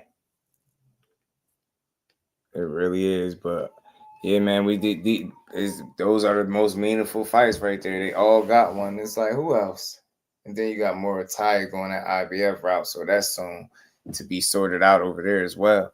And that is where things get truly interesting. And from that point on, it's gonna get different because we want to see guys that are mixing it up. Like, you don't want to see it just be a division, especially like the lightweight division, and it's 4 champions and nobody fighting each other. It's like, nah, that's a bit wild. Shout out to the boxing source. Next Gen was good with it. More Edwin boxing, more pressure would be on Keyshawn. Hardcore Casual was good with it. The more he boxed, I don't know. I feel like he can box, but he got to be a bit aggressive, right? He got to like create his opportunities through like pressure and like, you know, I don't want to say forcing the issue, but trying to be first, right? If he plays the chess game, I think he could lose that battle. I do. I think Keyshawn is more creative with his offense. Again, he got the pedigree and he got temperament as well. He's just a pretty smart group. He's a pretty smart dude. Pretty smart dude for sure. Shout out to Hardcore Casual, man. See Wood, my guy is in the building. Double time, man. Appreciate you, homie. Appreciate you. Boxing Source out there putting in that work, man. Shout out to the Boxing Source, man. Y'all go tap into him, man. That man had Ronnie Shields on the other day, man. Cooking with Ronnie, Coach Ronnie Shields, man. Shout out to the Boxing Source. You know, division need to do a Super 6. Hey, Trey, listen, I since the last Super 6, I've been thinking they should have done another one, bro. I'm with you with the Super 6 thing. I'm with you because it'll put guys in a position where you kind of got to fight, and the top guys in the division fighting each other, and all the way with it being one winner, guys getting eliminated on their way to the best fight. I'm telling you, that's real. And they, even if, you know, they don't do it in every division, I think they need to bring that thought back. Like they've already experimented with the 5-on-5s, right? That I think that's pretty cool. And they keeping that going from what I understand. So I think they do need to think about implementing a couple of those Super 6 tournaments for some divisions, right? For some of the divisions that might need a jolt, right? A boost in terms of like the guys getting in there fighting each other, right? You want to see more of that, right? You want to see more of the top guys fighting other top guys. Because things going to get real interesting, man. Not everybody going to be undefeated, I think. And it don't matter who it is. It's like we'll get to see truly who the best is if they're fighting the other guys that's considered to be of the absolute best. And I think tournaments could be a way, if put together properly, could be a way or some type of incentive for guys to want to be on board. You get what I'm saying? I just any way that's going to get us the best fights, that's what I'm on board with. 54 would be the best, and 154 would be dope for sure. Overdue to have a top 5 matchup. Yeah. Last one. Yeah. I'm with you, Boxing Source. I'm with you, bro. I'm with you.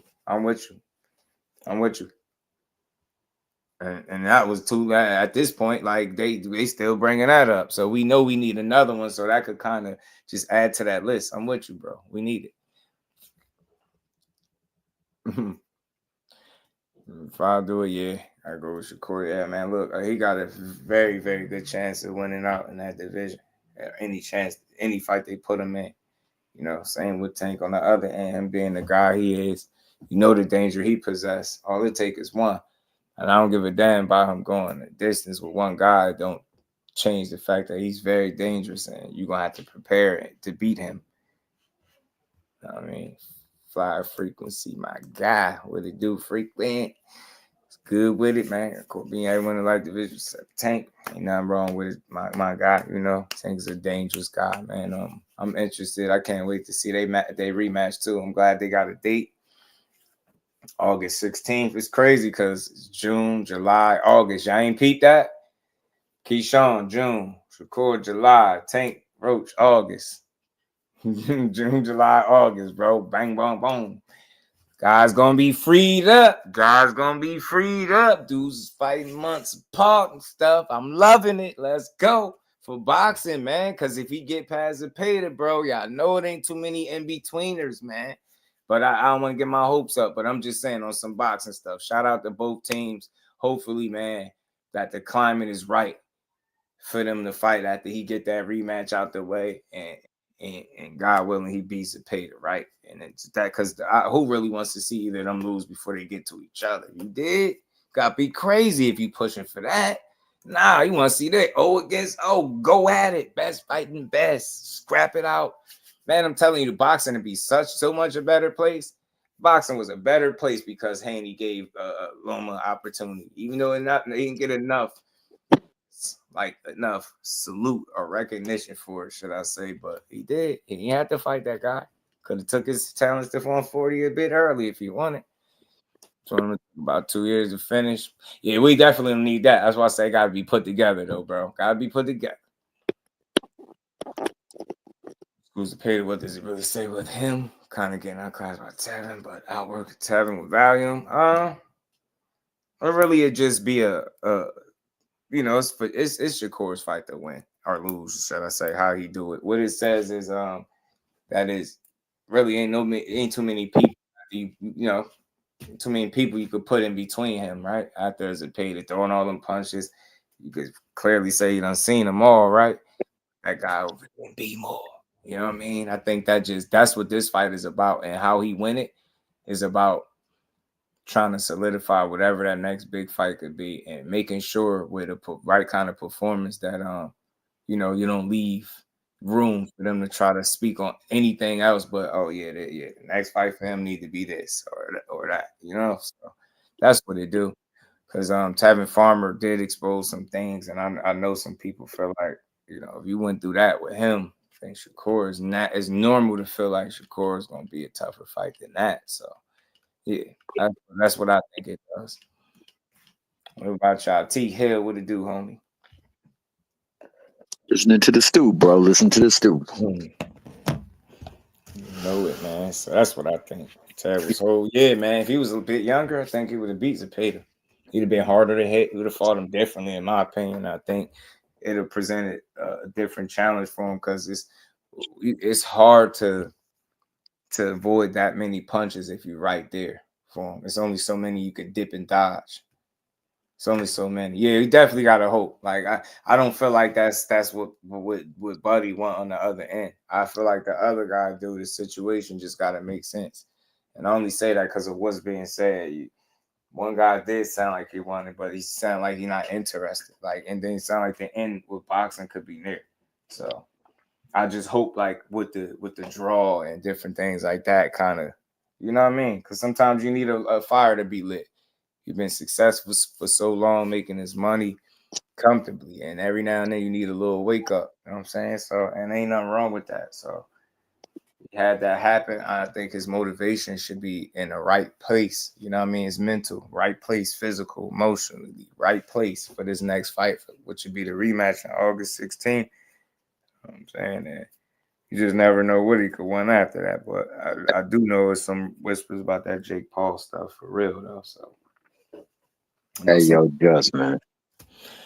I wanted to echo something that you said, man. Everybody, if you could, shout out to the Boxing Source, man. Go follow his channel. He did a piece with Coach Ronnie Shields, man. It was legendary, just like the legend he is, man. So if you want to find out about boxing and understand how things take place, man, go on and sub to the good brother, the Boxing Source, a.k.a. Not Riddick Bowe, and get your source for boxing. Hey, also, man, I've been listening to your stew, bro. Like I said, we know your family, man, and your lineage, dog. You've been pimping since been pimping.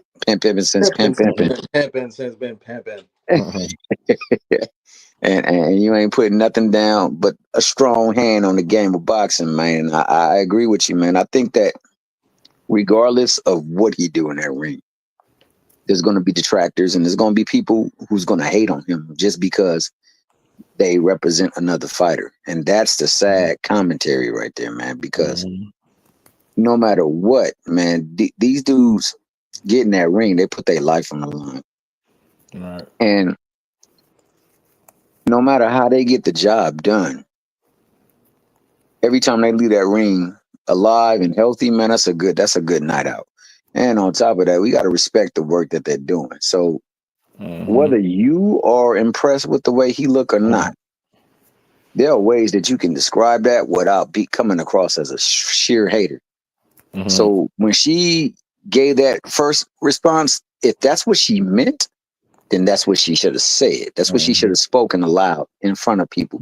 Because now you paint a narrative about somebody with the way you framed your words. And, you know, somebody had to come back and say, yo, that wasn't a really good look, for her to come back and try to craft it. Yeah, that was on her helmet in the comments. You know what I'm saying? I hate that. And we do that to our fighters all the time. Yeah. And whoever we represent or who we like, we going to throw shade, dirt, all kind of stuff on another fighter that ain't that person. And that's weak, man. Weak sauce. It's just like we get into a place where we telling people how to fight. Even if that's not something that you do, do it anyway. Because you got to be entertaining. So do this. Even if it's some shit you've never been shown, but do it anyway. It's like, bro, what are we on? I respect it. That entertainment shit is just overblown. Like, I've seen very quiet fights and you will see a knockout and people be going crazy, but you talking about entertaining, right? Every fight ain't to drag them out. You know what I mean? This shit, the goal is to win, bro, and be impressive doing it. You know what I mean? Try to dominate while you doing it too. And I think if that's what you're able to do, this is a deep respect that I could have for it, because I know that's not easy. You see it all the time with these performances and how guys take these losses or slip up. And I mean, shit ain't easy. The more you win, the harder it get. Fights getting bigger and bigger, regardless of the name, the moment, what's on the line is more and more important as you continue to build up. Whatever number that you are with a 0 attached on the other side, yeah, you need to keep winning. You know what I'm saying? You have to. Yeah, I support them all, man. You know what I mean? Unless they doing something they ain't supposed to, and I'm just not getting that. Like they're out there going out there boxing, doing their thing. We get to a point, he didn't do it how I said it, so I don't like him. I'm like, bro, what we on? What we on, G? What we on? But they all got meaningful fights. And like I said, y'all, June, July, and August. They all fight back to back to back. Let's go, man. Let's clear something out the way and let's see where what the talks be. You know what I'm saying? Because I ain't gonna lie to y'all. After Zepeda, I'm looking like at the lightweight division. You know, Keyshawn is not there. Like, you know, he's not considered a guy. And I would love to know how much money would they stand to make. The more people talk about that, but we'll talk about that another time. But aside from him, you know, he's off limits. You have Tank there. It's like outside of Tank. Maybe a Raymond Mortai if he had that IBF. But see, I could see Keyshawn getting that because they're on the same side. And that's a win-win for Bob. So I don't see nobody doing it. It is.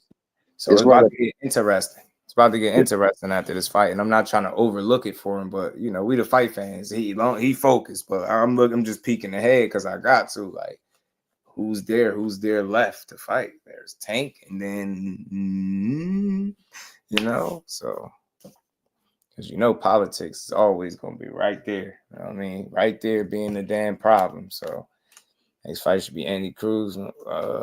Andy. For Keyshawn, I think Andy going to which route is Andy going? Was he going to WBC route? I forget. Sam Noakes, I forget which route. That should be mattering too. You know what I'm saying? Just like people were saying, Keyshawn should fight Mortai next, and then when they asked Mortai clearly telling you like he got other plans fighting somebody else. Yeah, we'll get him when it's time, but yeah, right now we focused on his IBF scrap, and we could worry about it. Yeah, that I think IBF route. Okay, appreciate you, Dante. Appreciate you. I think that a lot of that be scripted though, man, because that's what Al's telling him to say, bro. Because I remember him saying prior to that interview that he wanted Keyshawn Davis. I probably talked to him and said, nah, that's not what the move. The move gonna be this. We're gonna try to push for this belt. And like with Loma not being, Keyshawn don't want to fight him. Why Keyshawn ain't fighting Andy? Pay attention, bro. Keyshawn got what belt? If Andy is currently trying to position himself for IBF strap, what is that telling you? Idiots, man. Like, bro, we got to be smarter than that. Stop keep asking the same dumb questions without even trying to get the answer to it. That's why he ain't fighting. So, I mean, we'll see, man. We'll see, but that shit matters too, because that to tell you what their intent is and what their plans are. While most people were saying Mortai now, you see what he doing. He go, you know what I mean? He going for that Loma, that Loma scrap. He got Loma on the brain. Shout out to my man behind the hands, man. And shout out to the side chick, because the side chick be giving good advice, bro. Mm-hmm. Side chick, she doing her thing, man. So shout out to the side chick, man. On the hands of food. And need a few more fights. My honest opinion, team knows that. Yeah, they gotta keep working. I think Mortai might end up fighting for the vacant, or would they upgrade him or allow him to fight somebody fight for it? So I could see that kind of situation working out over there with Mortai. Something like that, because Loma hasn't been active, and I'm pretty sure. I mean, with that being Al's favorite fighter, I mean not Al, but Bob's favorite fighter. If he ain't trying to get him paid out on the way out, then somebody's gonna come up and get that strap. Right. Even So when they asked Bob, he like, man, you got to see what's going on with his back. His back and this and that. And I'm just like, it sounds so uncertain that he's going to be back. And why force it, Loma? Like, you know what I mean? If you ain't going to give it that Lomachenko effort, because I'll tell you right now, based on how he looked against Kambosos, as far as like what he was still able to do, how he was able to move and perform, that would be a very interesting fight. I would love to see it, but I'll just be it'll be bittersweet because it's like, so Shakur wasn't good enough to say yeah to. Tank wasn't good enough to keep negotiating with, but you'll fight him. So it'll be a little bittersweet, but I still take it, but I just think he's going to end up vacating the title or something, probably retiring. I mean, look, the longer the time goes, I don't know. Is that better for you if you're dealing with back situations? So I don't know. yeah, man, my man Reef out here wilding too. Hey, but I'll say one thing, man. I really would like to see Loma back in the ring, but I doubt that is the course. So with that being the case, I think they're grooming Morataya for that belt. And I think the person that gets that first shot against Morataya, believe it or not, will probably be my main man, Abdullah Mason. Oh, you said Mason? Yeah, I think Abdullah Mason to get it. I'll tell you one person that's never getting a shot at the belt with him is Shakur. Shakur ain't getting no shot at no belts that he hold. He ain't gonna do it. It's gonna be tough. It's gonna be tough. He ain't gonna want to run the risk of losing that belt to Shakur with him not being on the team. And I don't believe that they do a unification with Keyshawn Davis as long as he holds the other belt. So he got 2 of the 4 pieces. You might have a chance if Morataya has one, with them being on top rank, because it'd be a win-win either way for Bob, right? They both his fighters and fight each other. Because he claimed he gonna go after Keyshawn. I want to see. I like Morataya. Good fighter. I just think Keyshawn more polished than him. Yeah, much more polished, and he less available. Man, Morataya is available. Saying he can get touched, and you don't want to get touched, especially when somebody has been touching people, been putting them on the canvas. Yeah, but I mean, I would be down to see the fight no matter what, man. I want to see all these cats out the hood, Rich, in the ring. Man. You know it. That's what we trying to do. Just build, man. I took a day off, man. We back. Just a little calm, cool build, man. Good boxing conversation. I seen it. Keyshawn getting a little agitated with Della Santos talk. Della Santos keep talking. Zepeda's talking. Core, I see Core putting in work, training. If you could, man, whenever you get the chance, or if you got some open space, man, think about Hood, Martin, my man Hood Wrench Up. He the dude that I tell you give me the insides on your boy. He don't be pulling no punches. He straight down the middle with it. Rich. And I could put you in contact with him as well too, man. So that way you want to get some actual factual information. Nah, he ain't in the tough spot yet. He got to beat Zepeda and then from there see where it goes. But I think he could end up being in one after that. He definitely got to win. Got to go out there and get that win. But he got the win over him. Yeah, the next fight, that's always going to be that's the biggest challenge for him. Like who's going to get in the ring. Hey, if you highlight that 2 cents last comment where he says Shakur in a great spot, his name lit in every conversation, love him or hate him. I had to tell somebody that about great point. Shout out to the Devin. homie 2 cents. Yeah. I was like, yeah, Devin getting talked about. No matter what you say or what you think, he getting talked about. So, he's still in circulation, even if he ain't in the fight. So that is all good promotion for them, man. Whether you talk bad about him or you talk good about him, you talking about him. So my name ringing out. Yeah. I just think he's getting a lot of flack. I'm ready to see him come back again. I'm ready to see another Haney fight. Real talk, y'all. No trolling, no capping, no playing. I'm ready to see another Haney fight. Should go around to see Jody Herrera. Shit, let him move up and get beat up. Beat him up too. I don't think he got enough tools. He'll have to knock him out. Shout out to Hood Rich, man. I gotta take care of my guy, man. Shakur to see Javier. Yeah, man. Let's see. I mean, look, it's not a bad fight. At this point, like I'm past. I've seen enough from 26 to up until now. I've seen enough people bust whatever direction turn you want to call it when it's time to fight him. But they ain't been going straight to him. They done bust Yui's, lefts, rights, whatever. But they ain't been exactly in a rush. I've seen this since 26, bro. Having issues. So I'm past like just he fought this guy. Who is he fought? Nah, he just literally fighting the guys that's getting in there. Like, and how I'm comfortable saying that, because we know, like, if you a guy that's out there turning down fights, that's not gonna be no secret. At least it won't be for long. For example, I use Teal as a perfect example. You see how his shit came into the wash after a while, just got ridiculous to a point where you got a list of 4 fighters and turn all the ones down that we'll know, and then take the one that we don't know. And then on top of that, you get the Matias opportunity offered to him, and then what he do? Say no to it, right? So it's like we seeing it in real time. You're not seeing with the other guy. You're not seeing Shakur or it's going on record. You notice anytime there's a discrepancy with a fight, it's a whole bunch of narratives and weak ass talking points around it. Like, do you know people still actively tagging me in the post right now talking about 25%?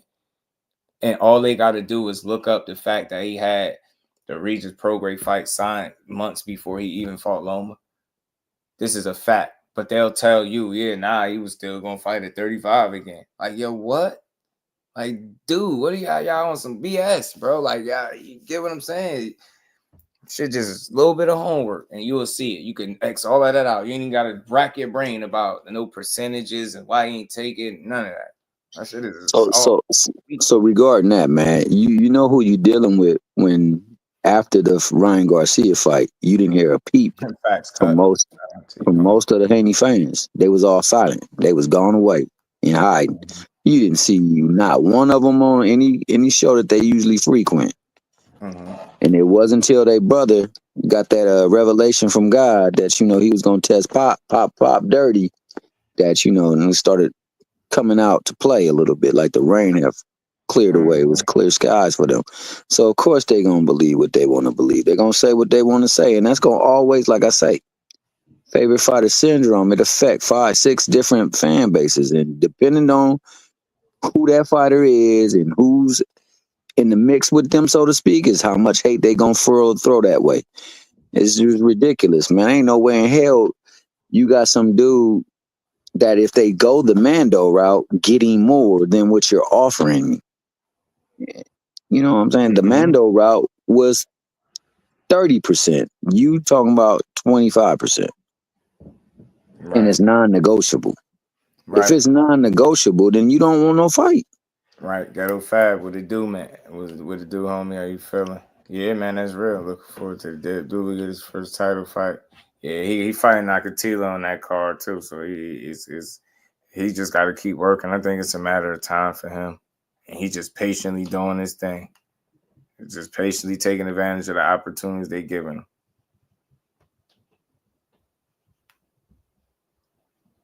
I can't wait to see my man Devin back in the ring. I think that layoff was a lot to do with that, and the fact that he got raked through the mud, man.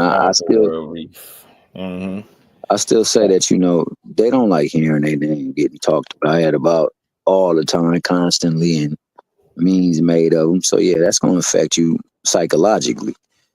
You just got to get up in there and get that stuff worked out. That's all. That's it. Right. But he's gonna have to settle into a division in the weight class. That's what I think he need to really figure out where he's gonna start campaigning at. So is Kelvin ready for Albright? Yeah, I think he is. Kelvin, if you look, he's constantly getting better. He's making those small gains and improving as a fighter. He done took breaks, all types of stuff in his career, so it ain't been the easiest for him, but he's sticking with it, and you seeing the results to a degree, right? Getting them wins. Just a smart fighter, well schooled. You can tell he's coachable, right? And he's just not gonna be an easy guy to beat. You might not think he's the best, but he's a good fighter. I've seen him fight live too, man. Kelvin is crap. Smart, long. You know how to box with that length. Got some good power as well. I like him, man. I think he'll be ready. I mean, but Albright is them both of them, they're all, they could fight. They're all brights. They both of them, they could. But I'm telling you, I believe in Calvin and Bomac, man. He got them dudes right over there in the ring. Is still.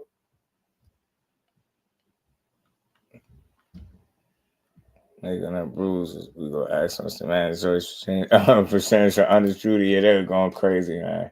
That situation was pissing me off bad. I was just like, hey, people are missing it.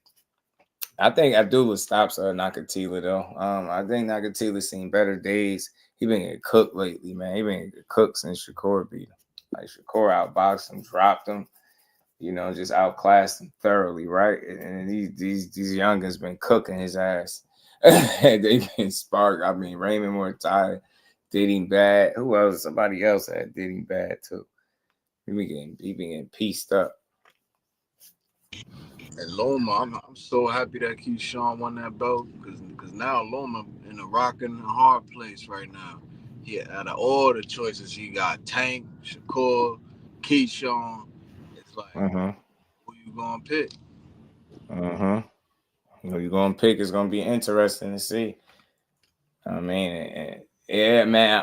I did boxing source because my guy was just out there in the gym. Ronnie Shields gym, I believe. You know what I mean? And Truck wasn't there, so I'm assuming, so let's see, man. Truck is fighting. What's the name? Fighting my guy, Jahar Tucker next. It's gonna be interesting, man. That's a damn interesting fight right there. I can't wait to see it. Good fight right there. Get the popcorn ready. Get the pecan ready. What up with it? Pound for pound? My esteemed colleague. T Hill, Tom Hill, my brother. I hope you're doing good, bro. It's good to hear you, man. Yeah, man. We've been missing you, bro. We've been missing you. That one is I think it's June. Was that June 21st? 2 cents, I believe, for Tucker and Simpson. Yeah, that joint is official. They was going back and forth with each other. They sparred and all that. Changing words. Yeah, my bro was definitely up in Ronnie Shields' gym. So telling you, man, the eyes in Houston, that's the boots, the eyes, the ears to the streets. You know what I mean? In Houston right there. Yup, June 21st. No, you dig? Got to be some fights coming up that we gotta make it to, man. Yeah, no. You know what I'm saying? No.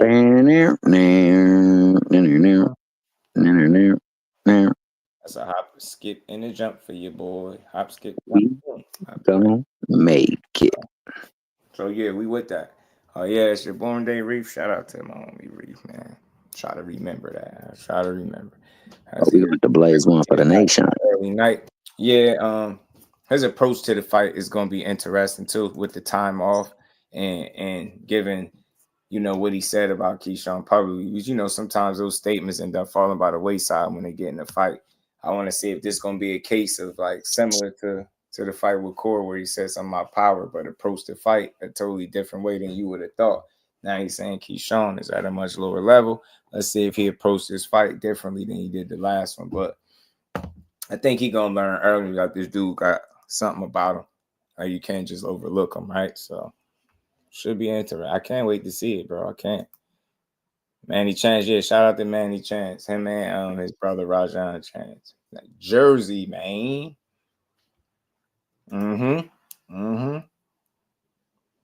Bro, I'm telling you, fly on the wall, bro. You get to see the shit that you would want to see. I'm telling you, them sessions, bro, where that work be put in, that the kind of work that is shape a much different opinion of a fighter that these people be having just talking. I'm telling you.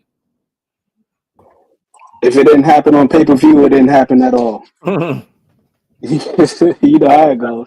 Shout out to my homie McQueen, the professor. Yes, sir. It happened on pay-per-view. It happened. What fight? What fight, punk? We got the gang in here, man. We got the whole crew in here. Look at this. Shout out to my homies, man. And everybody that's still rocking out. We're gonna cook for a bit more because I got the homies up here, man, rocking out with me.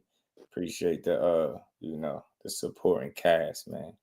But yeah, man, these fights, man, it wasn't nothing too crazy, man. I kind of been a little out the loop, but I got some other stuff coming up too, some shorter videos I gotta make. But in the meantime, I like this though. But Devin Haney keep coming up because man, they on that man back, bro. They on his back about that fight. They is on bro back, man. They keep talking about how he looked and this fight this and that. I'm just like, bro, man. Hold on. It wasn't necessarily that Devin was fighting off the back foot. He was running for the first 4, 5, 6 rounds of that fight. Now, when he held his feet, he would hurt Ramirez. But then he would go, but listen, but at the same time, he had a lot to overcome. So we're all very harsh in that respect. But, fighting like that with that style is going to turn a lot of people off. So is it Ramirez's job to cut the ring off and have more success? Yeah. Was it Canelo's job to do that against Skull? Yeah. But it is very difficult when people are coming to fight so negatively. Yeah, it's easy to say that, yo, but I seen moments where he could have pulled the trigger too, and he didn't. That dude was fighting like a robot that batteries was dying. Like it just or like when the battery's dying in your remote control car and it'll go a little bit and then be jerking and just not driving the way it's supposed to because your joints dying. That's how he was fighting, like a robot with batteries dying. He'll get there and then it'll be like real robotic and he'll throw punches and get him slipped over. And I was like, bro, what? Somebody got to recharge bro batteries. These hezzy moves, you get in there and then it's like the batteries just start dying on them. I'm like, yeah, you can't win like this. So I just hate the running thing because it got to the point, like I said, I'm seeing the no running rule floating around, and then they, the fighters that they connecting to it, like they're really going off of one fight between these two dudes, like a piece, and that's making them runners. I'm like, damn, so that. What the hell? Like, so all you need is one knockout, right? To be a knockout artist, right? You just go out there. So when you got that TKO and it's like, he a knockout artist now. He a puncher all of a sudden, right? Because he got one TKO. It's like, bro, one fight. That's what the narrative go to. I just hate that for Haney. That's why I say, man, get a man the fight that he need, man. Give him the fight that he need, and let's see what happened there. Let's see if his skills really are deteriorating, like Eddie Hearn was speaking about. Right, let's see, but I just don't. I ain't ready to do that to him. We be about to nail these fighters, in their coffins. The one performance. I just hate that for boxing. I don't understand why the boxing fans like that. But you'll watch your NFL team lose religiously. You'll watch your favorite basketball team lose religiously and love them and be ready, suited and booted every year. In boxing, we like, nah, he lost. Yeah, he trash. He's over. He shot. He cooked. I'm like, shit, me, man. Damn. Talking about the win more than the main event guy losing, dropping the ball is crazy. That's what I'm telling you. Main event. It did all that shit talking and lost. Fumble. Yeah, man. I had to go over to look at Britannica. The damn encyclopedia, because they had the Queensberry rules in there. The Queensberry rules. They've been established since the 1800s, the official rules of boxing. And I had to see if somewhere in there that a guy wasn't allowed to use his legs or if he had to entertain people on a pay-per-view. I ain't see it in the rule books. Right. I ain't see it. That's what I'm saying. Like, we getting caught up in it's starting to sound crazy, like, because people are starting to echo it. Like, we get to a point where we really telling people how they got to fight and how it got to look. Like, whatever happened to just doing your homework, knowing what this fighter is, knowing what they bring to the table. And then you got your choice whether you respect that or not. But to continue to ask fighters to fight in ways that would be more detrimental to them is foolish. Like, to complain that somebody is defensive in a sport where, what they say, 13 fighters a year. I don't want to hear it. I don't care. I don't want to hear that shit. They act like he on something. I don't even want to put him in it. But like Rigo, how he got to a point, that's not the case. So I'm just like, I don't know, man. I just don't. I respect it. I ain't going out like Willie Lump, bro. We complaining about the wrong shit. Though, yeah, you gotta just throw more punches. And yeah, man. Hey, do you want to know the cold part about that is what No Evidence just said. He said these same dudes that be killing Shakur for saying that about De Los Santos was the same people that called that performance against Ramirez a masterclass. Mm-hmm. So you'll go behind your own principle for somebody that you ride for or ride with. Absolutely, man. That's crazy. That's crazy work, bro. Let's just imagine. My man was hurt, and it was confirmed that he was hurt, and they said he was running. And then some people will say, well, Devin did a master class. Well, if he did a master class, so did Shakur. Right? So why we got that energy towards Shakur, man? See, the bottom line is you go in there to win. If you win in there and you got the win, that's all that really matter, man. Telling you that matters most. You win first, entertainment second. I know they don't like it, but yeah, man. And I ain't mad at a fighter that's just aware that his safety matters, right? His life after boxing matters. Dudes ain't trying to go in there and get their brains rattled if they don't have to. Think about that. That's a damn skill, man. Some of these dudes don't have no choice but to fight a certain way because that's all they know. You know what I mean? Then there's ones that, have a choice. Like, no, I could preserve myself. This is what I'm doing. I'm going to give y'all entertainment if y'all just pay attention and understand this shit. Sweet science, right? It's what y'all said is boxing. And I'm going to give y'all that every single time. And you just got to respect it, man. That's why I say, man, it's not, I don't think they ruining the sport casuals, right? But I think their voice is being louder on like, some of these boxing topics are making things a bit strange. True indeed. And then there's also, in addition, the fact that you got people that have a voice that really do matter in the game, like Eddie Hearn, preaching to the choir, so to speak, man. So he's he was capitalizing on that. He was running the first 5 or 6 rounds. I'm like, bro. So why is he saying that? Effectively, yes, he did, but I mean, running. So he's already painting the narrative in people's mind that, you shouldn't be able to win a fight like that. And if I put my fighter in the ring with him, I don't want my fighter to be penalized because he's doing it. See, people got to understand the language and who's using the language and who's applying the language so they can understand exactly what's at play. Like I said, man, we had wind, rain, and water come on our roof, man, tear it up at the church building. Right. We tried to get it fixed. They pulled up Google Earth and said the language won't allow for us to afford coverage. So they're looking for language to justify why they're going to do what they're going to do. Exactly. And we give them the language by saying bullish like that. We help them push it. We can't do that. That's why I say, man, I'm going to keep fighting that good fight, bro. I'm going to be a broken record when it comes to that shit. Keep trying to get people to appreciate the boxing. Like, yeah, have your criticism, talk your shit, have fun with it, but let's not forget to really support this shit and appreciate these dudes going out there fighting at a high level and winning over and over again. Now that should be the point of contention because I've been ruminating on this for quite some time. It is not the casuals. It is us hardcore fans. Because I got some casual homies, and when I have conversations with them, they're generally asking more questions than they are giving answers. My homie hit me up the night of Tank versus Roach. He's I never heard of Lamont Roach. Is he good? He didn't say, Lamont Roach is a bum. He's asking me, is Lamont Roach good?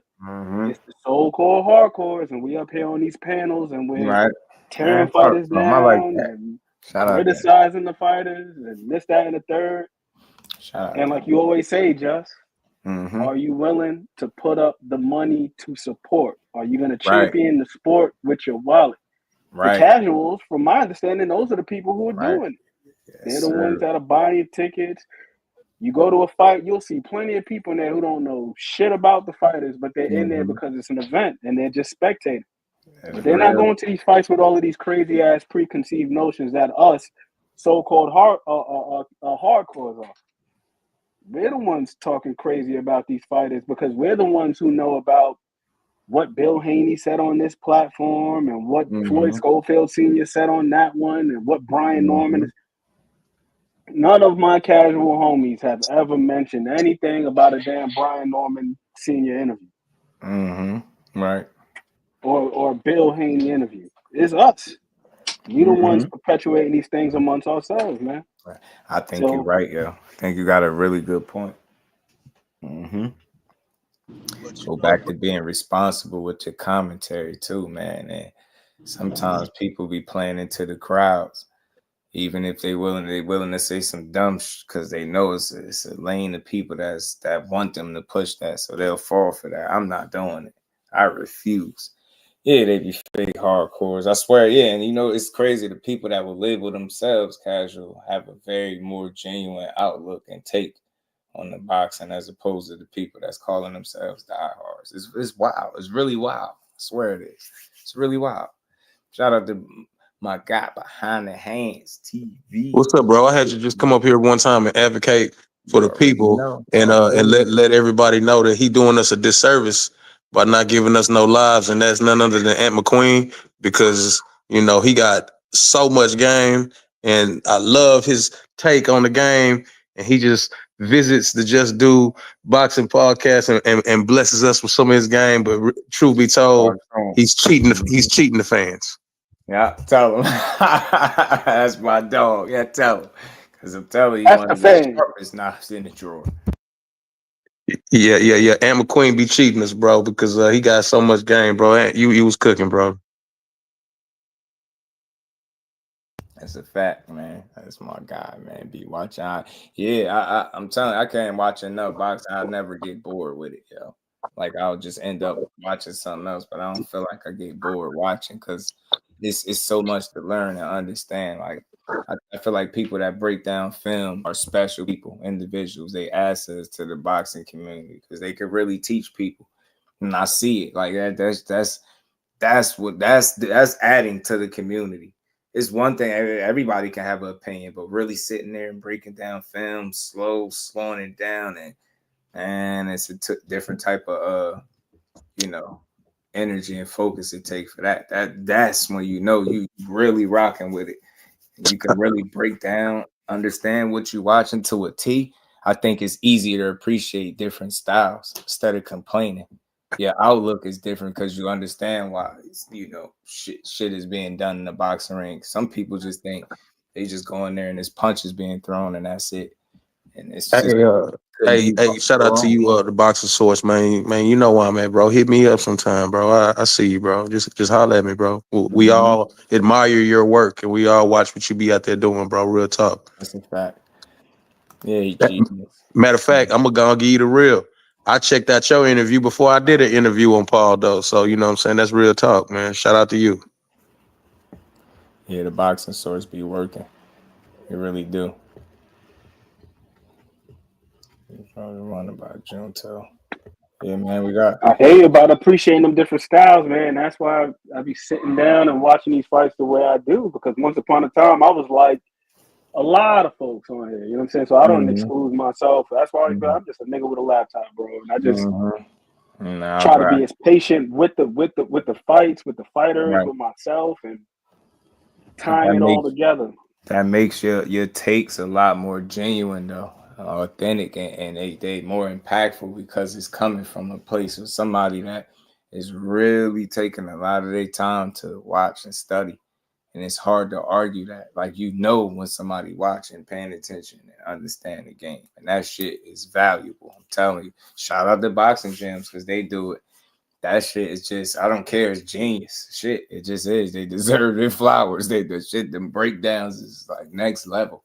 They be on it, man. That's teaching. Hell with just having an opinion. I love that. Break it down. Strengths, weaknesses, tendencies, man. So that's real conversation right there.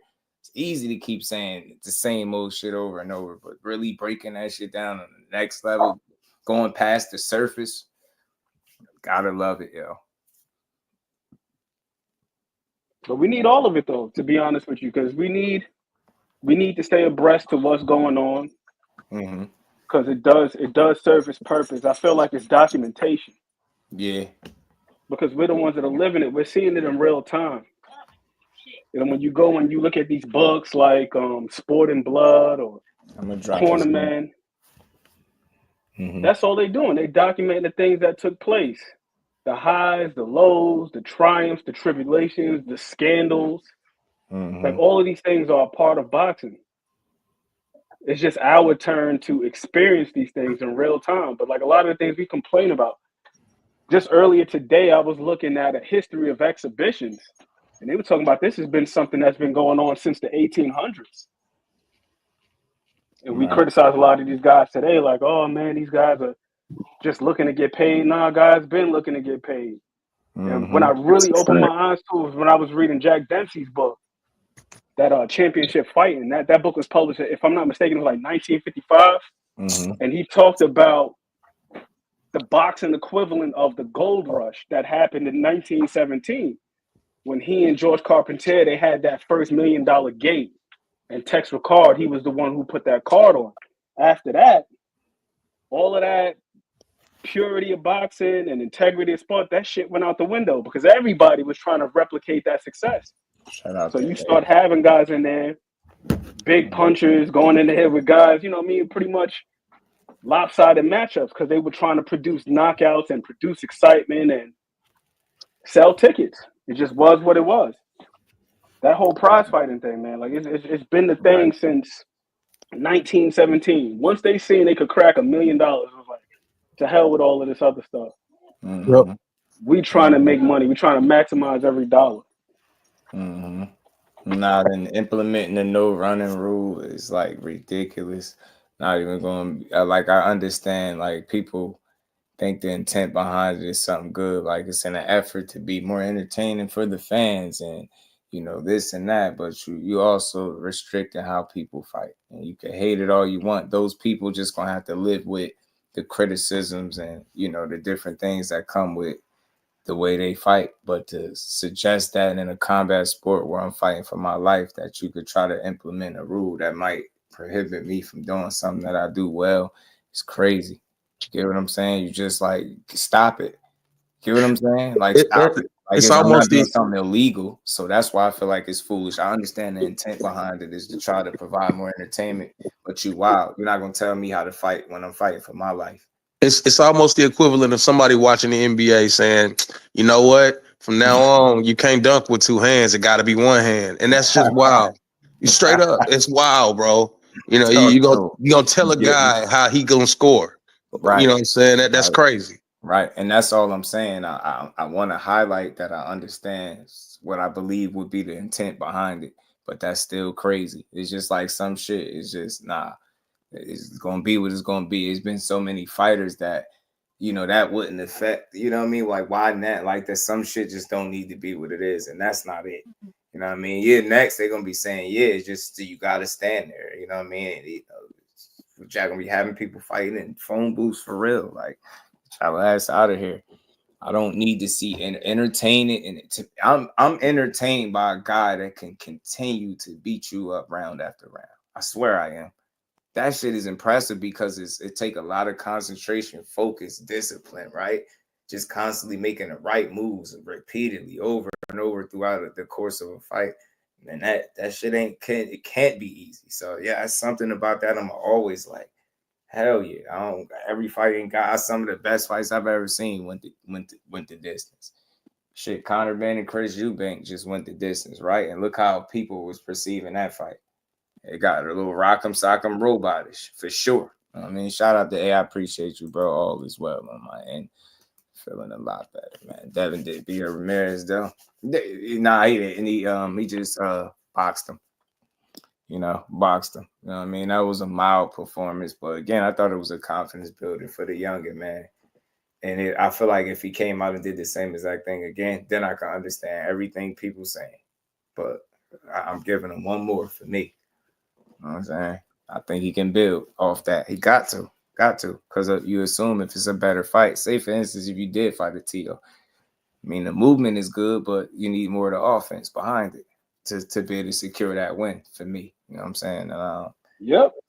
26 years old, it don't got to be over for him. It's mental right now, it look like for Dad.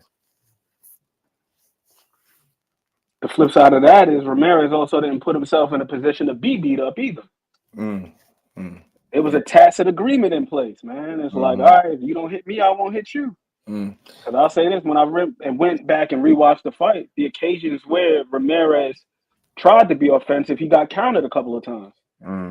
Ate a couple right hands. And me and T Hill, we've been talking about this the other day.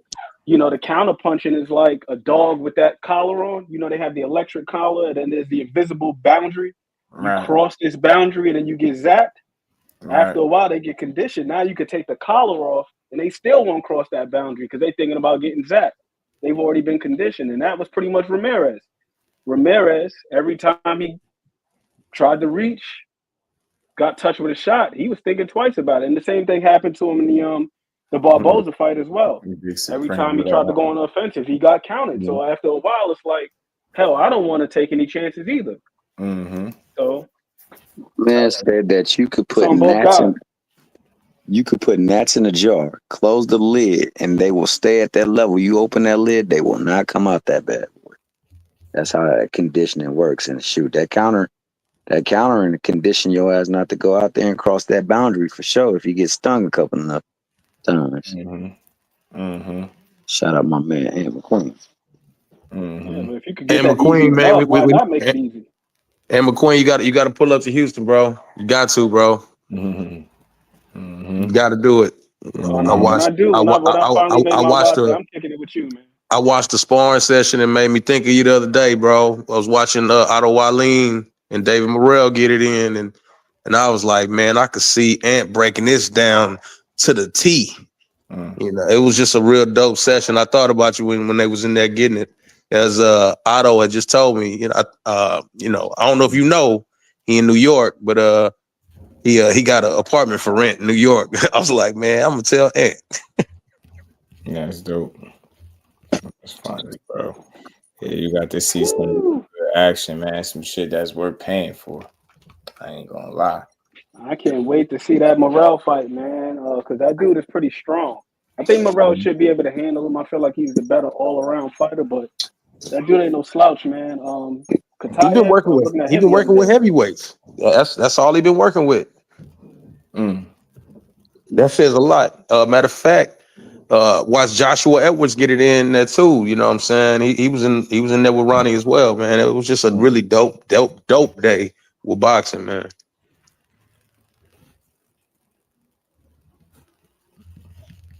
Yeah, you got to be on his P's and Q's. And I don't knock him for being in there with heavyweights. That dude Katayev could punch. I think because he's got relatively lean pro experience like Morrell, where he's only got 11 fights, but 10 of them joints they've ended by knockout. You know, this guy is punching through guys right now. So, man, props to David Morrell getting the requisite sparring to produce, right? You know, the desired results. Because, and I immediately hit up. I immediately hit up Just. I said, man, this kid Joshua Edwards is something different. You know what I'm saying? I know, he's an Olympian and things like that, but man, his skill level is high, man, and he got some power. He throws like a leaping hook. That dude is something different. And got a chance to watch him cook. I watched Vito Melnicki do some work the other day too, and like I was telling Just, I'm like, man, at first I wasn't that impressed, but it looked like he's been developing like quickly, But yeah, they had all the dogs in that other day. That's dope, man. I like that for Vito, man. Just that quiet growth, man. Just keep building, keep growing, keep winning. Man, I didn't see him being up that heavy like that. There's a couple of fighters that sprung up on us, man. Start fighting that heavier weight class. Jahad Tucker, one of them. I did not expect to see him jumping up like that.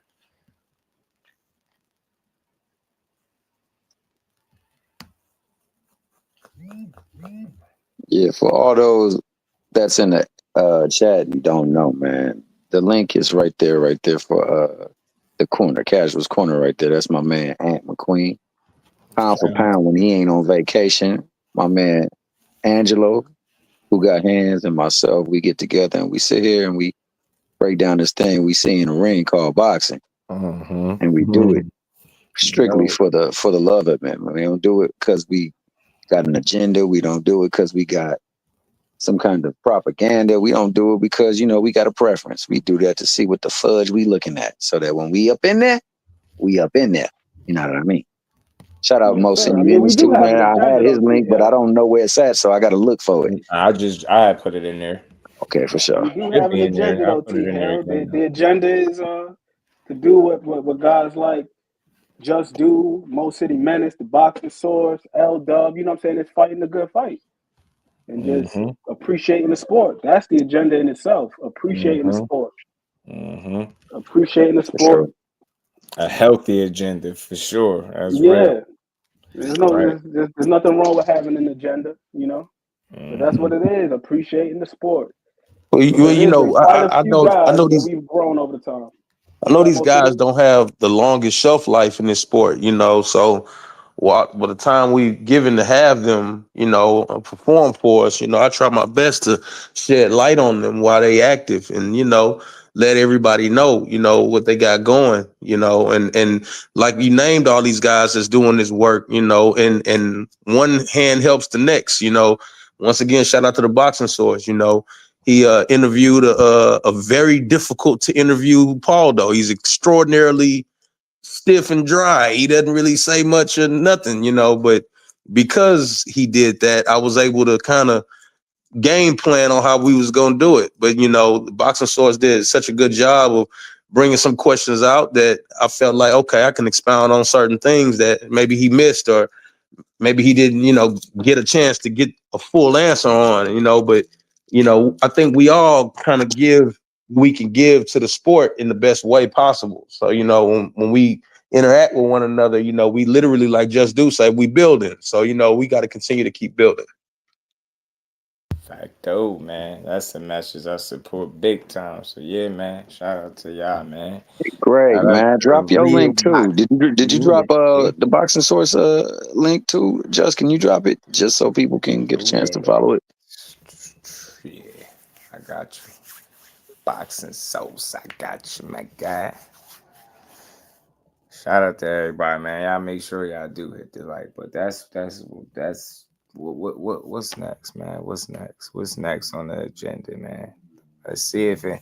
Oh man, I like the little run in from knew it was something I wanted to bring up that I thought was interesting, and it might be a long shot, but I'll just play it and see what y'all take from it. This little clip, because y'all know I always got one. Where buddy ass at? Wait a minute.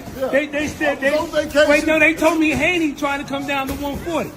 Nah, he don't want to come back and do that. Wait, you know, ever since I became champion, Haney got the fuck up out of there. Shit. Now, Bill, wait, hold up, Bill, before you answer, Bill. I'll tell you one thing, I was on vacation, and now I'm back working. I'm scouting. You scouting? Yeah, I'm scouting. You scouting? Champ. Oh, that's why you got June 14th, I'm going to show him what his son should have done to George Cambosos. Oh, shit. But what he did, it was cool boxing, it was whatever. But when I'm about to do this, so what, one of his son's best wins, it's going to be nasty. Wait a minute, I'm a troublemaker. Now, I'm going to tell you, they said Times Square was kind of boring. Yeah. They said people went to sleep. Oh, we're going to wake him up this fight. Just be careful. Eat wisely. Right. Eat smartly. Okay. Because Cambosos ain't nothing just easy to chew. Right. Devin made it look like that. Gotcha. Cambosos is a good fighter. I'm expecting a good match between two tremendously talented Let's fighters. talk about it. And I'm going to be here and I'm going to be watching. But I'm scouting right now. Uh-oh. Well, that's what's up. He's scouting right now. It's funny. He's scouting. I wonder what's making you even think he's scouting. How could you be scouting? Richards and Hitchens is at 140. I thought y'all was done down there. You know? It ain't no way in hell they fighting Richardson Hitchens.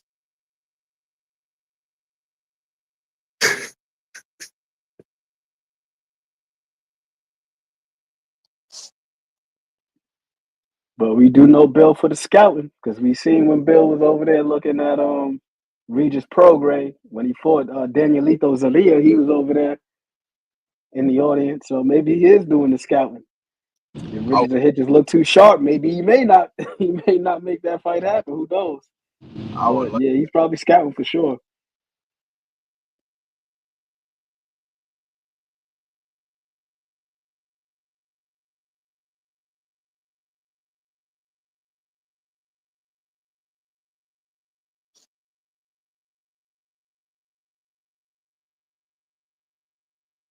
Yo, is it me or did it just go quiet? Yeah, it went radio My bad, silent. I was on mute. Okay, I was about to say, man, shut up. But I got the boot. My bad, y'all. JJ, what it do, homie? That's good. Mama Dude was in the back talking to me. My bad, y'all. But yeah, so like I just seen that and I thought it was fun. You scouting these scouting. It's just talk, right? But it just makes you think sometimes, like, what would be the chances? Like, that'd be crazy to even see you deal with 140 again. I think you where you at now, and I think you gotta really hone in on what you're gonna do there, because it's gonna get sticky at the top. Got to keep building, right? I like the call out of Tiafimo, right? I like that for you. I mean, look, it is what it is. I respect it. Take that fight after what you just did, and I'm hearing that it could happen. So I really want to see something shake, because I just don't think Boots is really all that interested. That's been very consistent. So I don't see how that's going to change all of a sudden. I'll be surprised if we ever got that. And I think that's one of the reasons why T.O. continue to do it. He called people out that he know have no interest in fighting them. And that's the thing. I don't give a damn what you say. Like, I don't know. Man, especially if you Boots. It's just crazy. It's a weird situation to be in. And then you hear your promoters still talking about 154. Well, you shut the hell up on 154. He just fought a fight and got one step closer. And now you think he thinking about 54 right now? Like, can't be serious. And I know he not saying that. I'll take a wild guess. In my opinion, if I had to say, I bet you he ain't just saying, 54. It can't be, bro. As a backstory, what's that? T.O. and Crawford.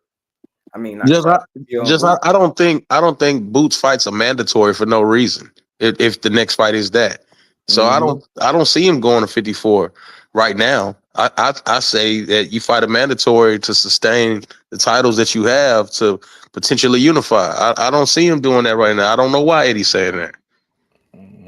Right. T.O. and Boots. Yeah, because it's like every time you hear, only one ain't speaking out really about it is Boots, right? But when you hear Eddie, he keeps saying it's not a big motivator, and the fight is there. It's like, I don't know, man. Like, so it's like, is he motivated to want to fight that dude? I think he can kick his ass, bro. But I couldn't see it happening. Especially without no rehydration clause. Oh my God.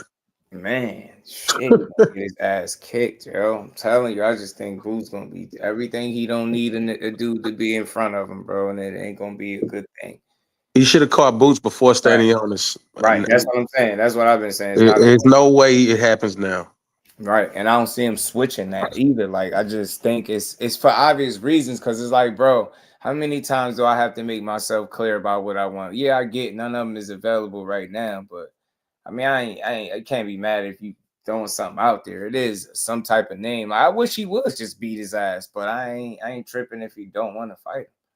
You know what I mean? And again, what Gibbs saw, if he end up fighting him next, boy, Eddie Hearn would be annoyed a little bit, yo, because I'm gonna feel like you knew this. So shut up with the Brian Norman stuff. Shut up about everything else, but what you knew was happening. You know what I'm saying? Because you know what's up. So never keep that in mind. That dude is gonna be in play at some point. And unless he takes some more step aside, like he did the first time, he's going to end up in a fight. And it could be with Boots, even though I think Boots can stop him, but it is what it is. T.O. said no back then. Yeah, see? Damn, sucker. Gary Antoine, that's my dog, fighting Andy Hiroka. I think that's his name next, right? Andy Hiroka. I think that's what they said they got going on. Yeah, that's next. Gary Antoine. Good fight, but I think he's gonna handle business. I think B Norman gonna handle business. Barrios, yeah, Hiroka. I think Barrios and Manny is what it is. I ain't even mad at him, man. But Manny is very interesting that he wants to fight welterweight division, that big 6 foot guy. Last time he fought somebody big, tall like that was Margarito. He beat his big ass too. Had he rearranged his face, messed his eye up. You know, when you wear that injury well after the fight is over, years later, you know somebody, you done been in a war. Hiroka, is he going to Japan too? Is Gary Antoine? I ain't pay attention to where they said it was at though. But Gary, a dog, man.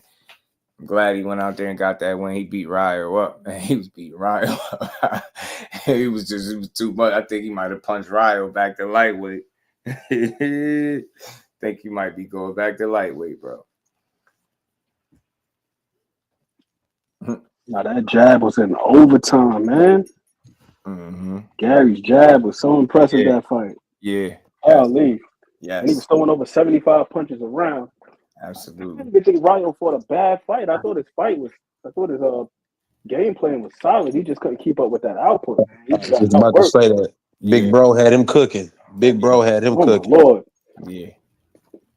I think they should just forever put a mic on Gary Russell Jr. when he's in the corner. That dude is phenomenal.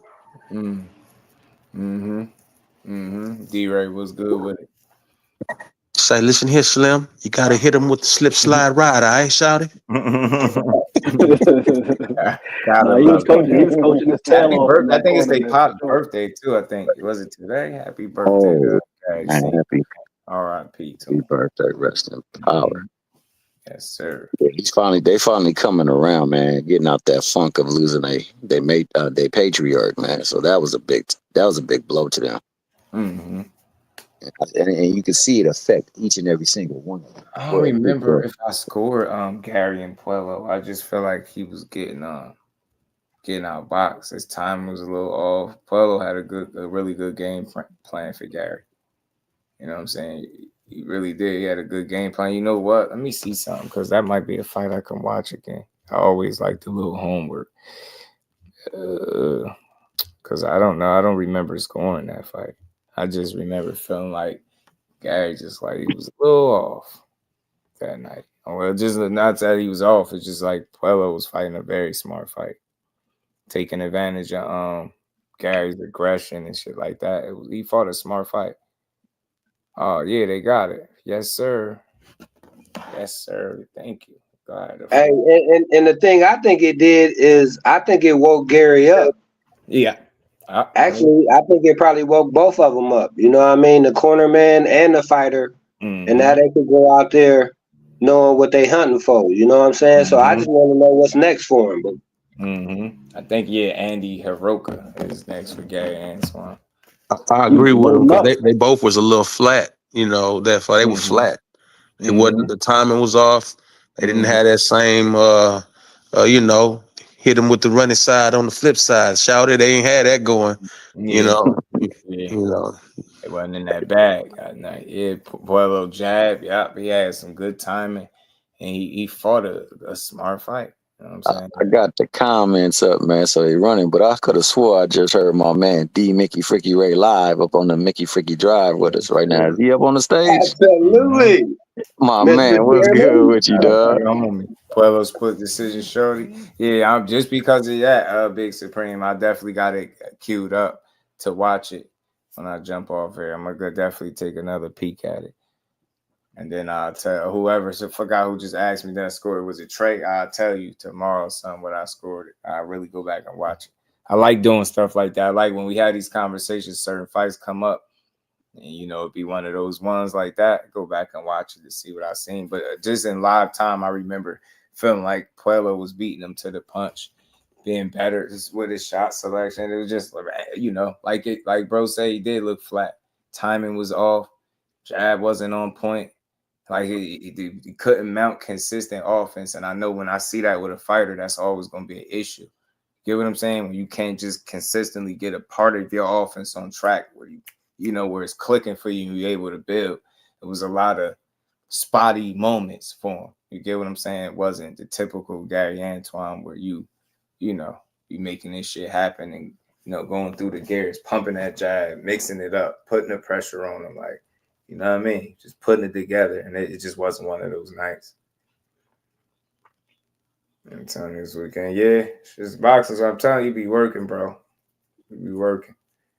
But see, man, but that's the thing though with Russell though, bro. When they on their game and they style, like you saying, Russell style, you know what I mean, bro? Like that's when boxing's at its best, and that's why I like the sport, and like you saying is when him or other fighters kind of start to get away from that, drift away a little bit. You know what I mean? Because we all know that's the hurt business, and you got to protect yourself at all times. You know, in and out of the ring. Right, boy, what it do on me?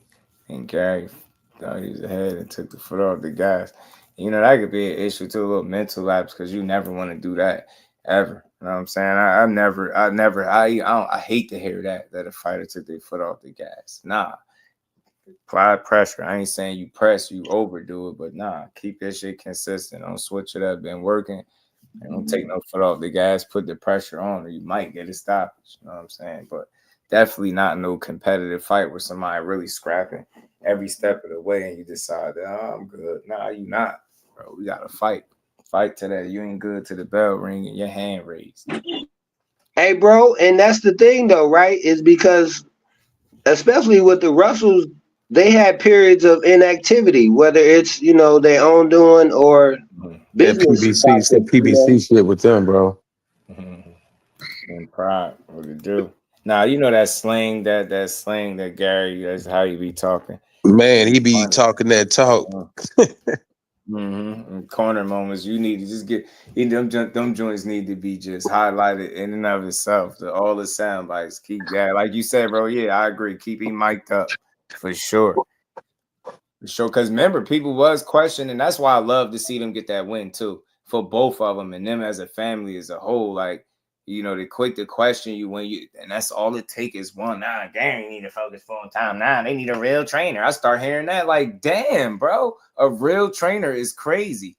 But then he come out there and they cooked in one of his biggest moments. He got a chance at a title again, and he took advantage of that shit. They cooked. Excellent instruction, execution, top notch. Dominated the fight. Get what I'm saying, man? I was like, yeah. I was happy to see that, because it's like, you gotta respect that. They won as a team right there. That was good to see. That was good. Perfect timing. So I just want to see him keep building, because there's other fights for Gary to be in. I know Hiroka is just, probably get you a title defense in. I know how that go. But you know what we want to see. Let's see. So I want to see some of them other guys mix it up with Gary, them other top 140s, man. That's why I say T.O. doing all that, man. I would love to see that. Love to see how you fight a guy like Gary. Man, I would love that. It's crazy that we can't get that, and they in the same division. It's wild. Crazy. He won't even mention that. Nope. Won't dare. He won't dare mention it. And I don't blame him for not mentioning that. You see what that damn Steve Claggett fight look like. Steve Claggett was out there. Man, my man's eyes damn. I don't blame him. Listen, man. Hey, and what did somebody said earlier, that T.O. gonna call out somebody who he know he don't get to fight. So he just gonna keep chasing the clout. That's what he be doing, bro. He be tripping with that. I have yet to see him call somebody out, and it really happened. Hey, but we know Gary got that smoke waiting for him, though. He know that too, though. Yeah, I do not blame that man. I want to see some of them matchups. He got some real good matchups with his style and temperament, just skill set. Gary is an entertaining dude to watch, bro.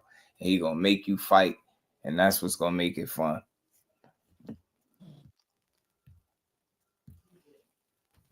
Man, we need to get a Gary Antoine Russell interview then. Just do. You about to. Let's go, bro. I'm trying to tell you, man.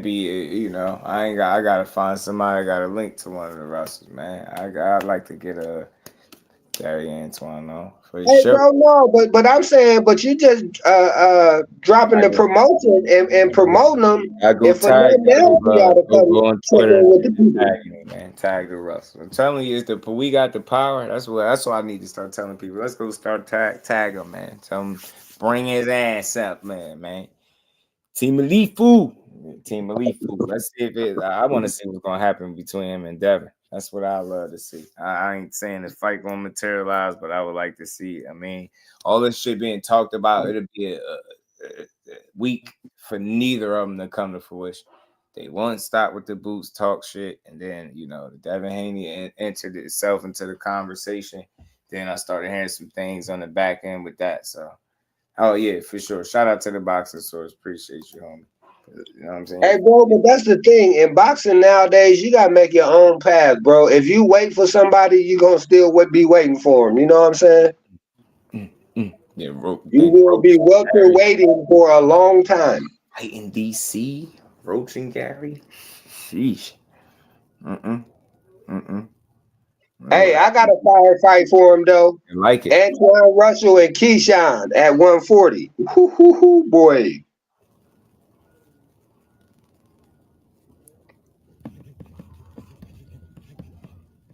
Nasty. Crickets? Now say that again. You said Antoine and Keyshawn.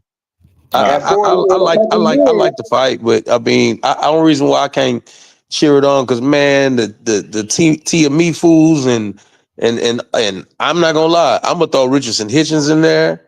I'm gonna throw a few guys in there that I want to see Antoine clear out at 140 before he get a guy moving up. You know what I'm saying? You know, it's a few guys in that division that I mean, to be honest with you. 140 is still uncharted territory. Ain't nobody really just knocked it, a majority of the guys off. I need to see somebody, gain some real estate before I start going, all right, I want to see a good 135 guy move up. I still got to see a few of those fights first. Because as soon as he move up, and depending on the result of that fight, then we're going to start wanting to look at other fights. I just want to see them, the smoke clear right now. Right, but see, the thing is, the only champion that was fighting whoever was Pitbull, and we see what happened to him. You know what I'm saying? He got his Pitbull self ran back to 35. That's what happened. He's punched back to 35. Yeah, now he's a Shih Tzu. Punched back to 35 on him, man. I said, damn, not the Bull Pit. But yeah, man, him and Ryo might have got their asses punched back down to 35. I don't think Ryo should have been up there to start with. His ass tried to take that one off. It worked out for him, and then he ran in there with Gary. And it's crazy because they were saying how they forced him to take that fight. That's wild. He really ain't want that joint. I see why, damn it. We see why. Bro, he fought like he didn't want that. He fought like I didn't ask for this. That's how he fought. I swear he did. He like, man, damn, I gotta fight. His fight is over. He was in there like, man, I got 7 rounds to go. Like, I was like, Gary, like, yeah, let's do it. Gary over there looking at the chops, man. He ready to go. Hey, what about Gary and Rolly? Unification. Listen, look, man. Look, Rolly, hey. Shit, I ain't against Rolly seeing Rolly do nothing at this point. He done beat Ryan Hell. He get a fight, he get that opportunity. Hey, Rolly is in the mix at 47. It's crazy. Yeah, I don't think Rolly showing back up at 40 at all. Me neither. I think he done with that. Finito. Rolly's a champ at 47, right? They done found a way to get Big Rollo a belt. You know what I didn't like about that Gary Antoine and what's his name fight is when Robert Garcia, he went on an interview he was basically saying how he was trying to persuade Jose not to take the fight because Gary's an Olympian and all this stuff. And I'm like, and coach, like, why would you put that type of shit in your fighter's head? And I'm like, that probably stemmed to the reason why we saw the fight, how it happened like that. Like, he was fighting like he really was trying to do really nothing. Cause I don't know if it was fear or timid or what, but I'm like, as a coach, why you even pound for pound, Robert Garcia ain't no idiot. He knew damn well he was gonna get beat up. He knew it. Right. But he ain't no idiot, bro. Fighter, like, are you sure you want to do this? Yeah, because I mean, don't get me wrong, because it's not up to Robert at the end of the day. You know what I'm saying? But I'm sure he knew that this ain't a good idea. Bro, it don't matter, bro. As a fighter, come on. I don't know. You sure was trying to tell little Mikey not to mess with EJ. Nah. You see something. I see something. You seen fisticuffs for 12 rounds, boy. Earl was putting belt your ass on Mikey. It's the only thing he was saying. Lefts and rights, jabs, body shots. A plethora, a buffet of different punches, boy. He was at Earl's mercy, bro. Bro was out there boxing head off. In that big bag, I'm telling you, yeah, I see something. Yeah, money on. You see, envision that ass whooping to come with it. Yeah, that was tragic. His dad was asking him to stop the fight. Mm-hmm. Right. Big G was like, no more. So y'all either out of this show. I'm telling you, ain't giving no options, no nothing. But they almost made it seem like they treated him unfairly. I'm like, what did you think was gonna happen? Maybe an easy. Oh, they wanted a lighter touch. Yeah, I get it. I get it to a degree, but it's like, nah. Some shit you just gotta take with you, bro. Like, cause it sounded like you picking and choosing, and you wasn't confident that he could beat him. But I guess that's just what you being real with yourself, cause it's almost like what y'all was doing, conceding defeat already. I told you before the fight, though, Judge. I think PBC was trimming the fat. They was like, hey, whoever get this is who we running with, period. Mm-hmm.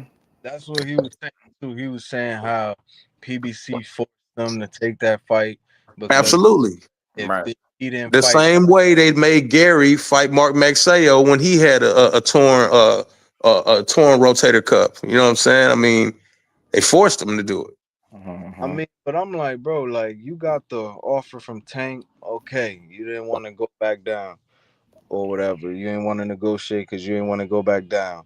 Then they offer you to fight with a Gary Antoine Russell who just had a title fight, tough competitor, exciting dude, and you like, oh, like we don't really.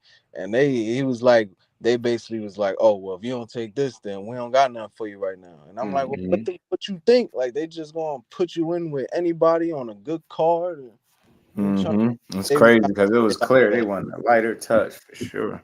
They was trying to like. I think they wanted to do it. I think they wanted to run a victory lap with that belt. That's what that was. Yeah, at least one.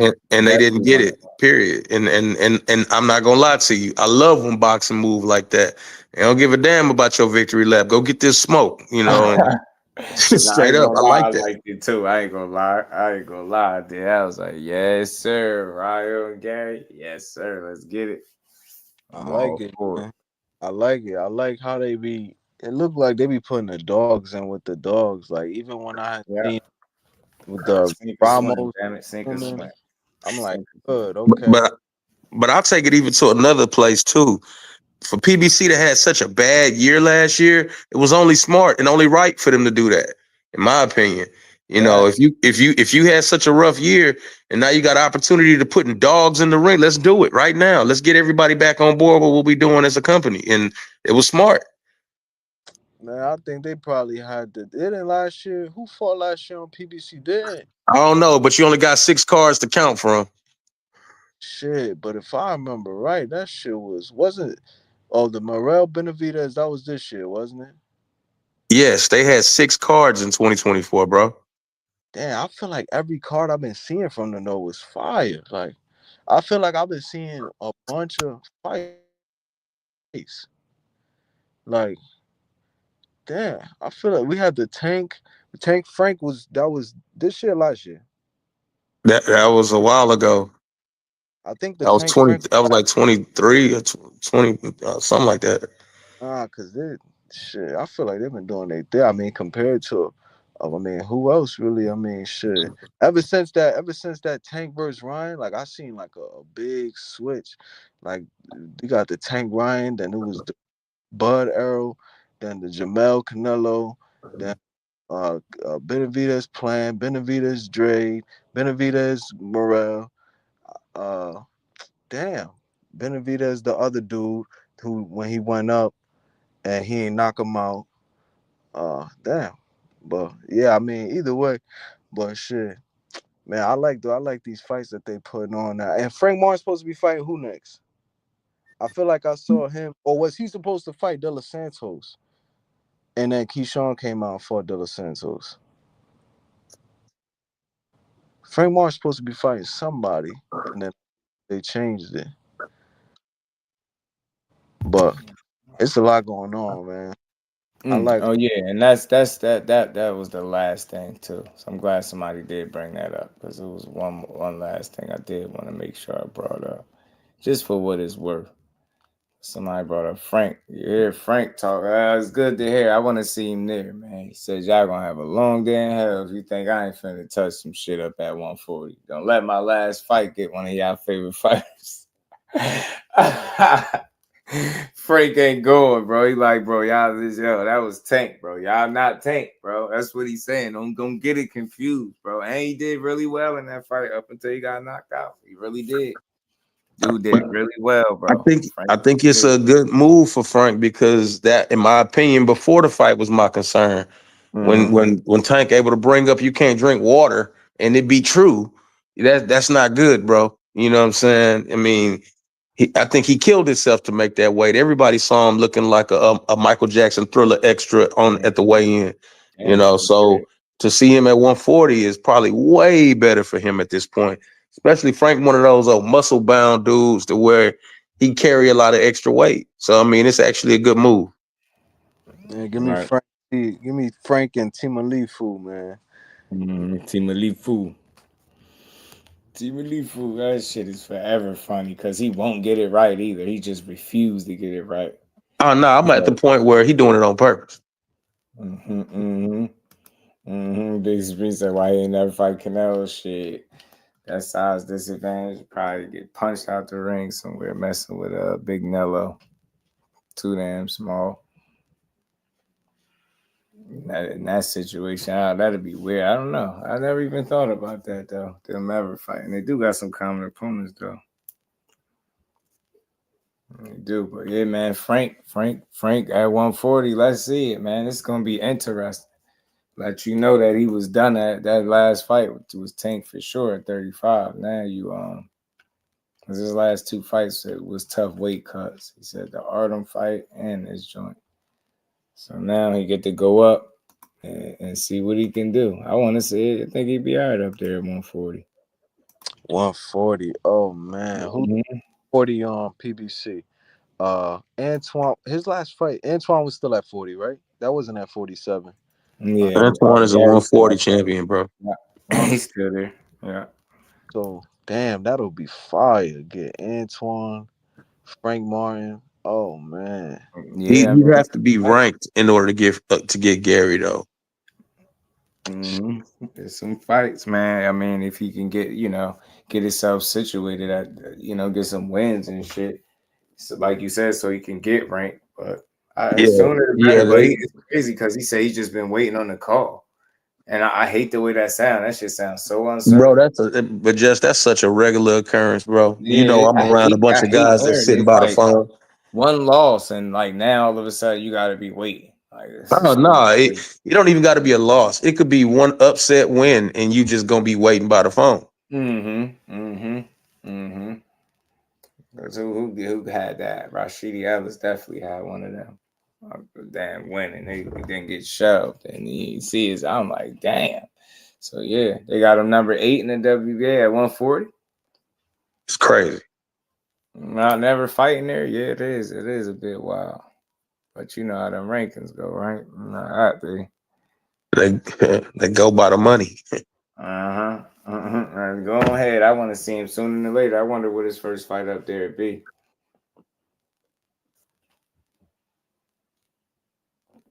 Yeah, me too, bro. I want to see who we fighting. I don't have a clue. Ain't gonna mess around and get that man Brandon Lee. Brandon Lee. Didn't Brandon Lee just graduate or something? Shout out to Brandon Lee.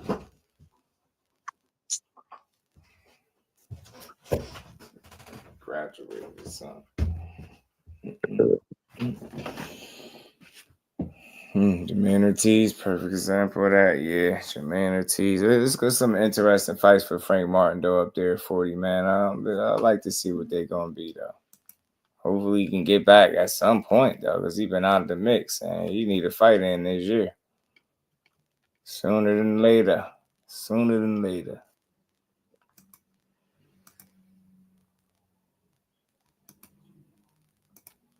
Just out of here, man. But we'll see, man. But shout out to everybody, man. Y'all smash the like button. Shout out to my bros coming up here to rock out with me. As always. We're gonna see what's in store with these next couple of fights that make sense, that's meaningful. I'm ready to see the action, man. I'm ready to see the DB3 try put on. And I think Doolin Mason gonna make an example out of Nakatila. I think he gonna beat him up.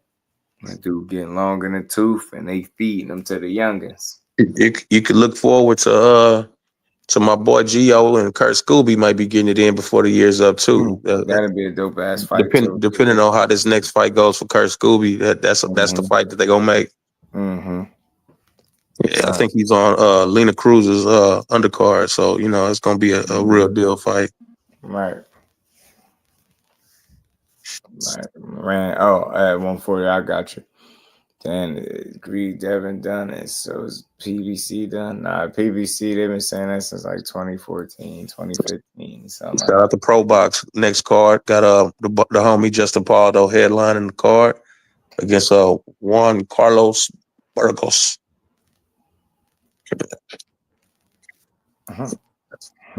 Some of these people really, you could tell they don't be boxing fans, bro. You tell, bro. Man, y'all just so strange, man. Shout out to Emiliano Vargas, but Abdullah Mason ain't nothing to play with. Ask Emiliano Vargas what he think about Abdullah Mason. Oh yeah, they showing the Angelillo fight too. Angelo Leo, yeah. Shout out to Angelo. I like how he bounced back after taking that loss to Coop. Yep. Love it. Love to see it, bro. Love to see it. Love to see it. Real bounce back, man. Yeah, I like Angelo Leo, man. I really Yeah, Big Supreme, Gio and Scooby. Yeah, you say you got Marquez, that's what's up. I think so too. Scooby got to move up to fight him, but he gonna move up to do it. Nah, it's gonna be. I'm excited for that fight too, Boxing Source. At first, I was like, whatever. Then I went and I took a look at El Mexicanito. T. Hill and I, we were watching the other day, and I was like, Angelo Leo, he got some real smoke on his hands, man. Right. That dude, El Mexicanito. Right. When you got a Japanese dude calling himself that, you know he's serious business. Tomoki Kamita, that dude can fight, bro. It's gonna be a hell of a fight. Because you know Angelo Leo's a dog. Right. I just found myself so perplexed watching him because he got good feet, but defensively he just seems to be just a tad bit vulnerable. Yeah, he is. Because he keep his head on the line, keep that guy his guard super high. He don't really defend against his body, and the way that Lopez was getting to his body. Hell, he may not make it to Monster Dante. Messing around with Kamita. That dude Kamita is a hell of a body puncher. He was looking at his fight that he had with Kevin Villanueva, and the way he broke this dude down to the body, it was systematic, and he was real surgical with them body shots, and he was varying attack real nice, got real good fundamentals. Dude is a hell of a fighter. I'm excited for that fight, Angelo Leo versus Tomoki Kamita. That should be a good one. And that rematch that we're gonna get too, if I'm not mistaken, that's gonna be on the undercard. Yeah, it is. Pedro Tadoran versus Jinjiro Shigioka. That was a hell of a fight.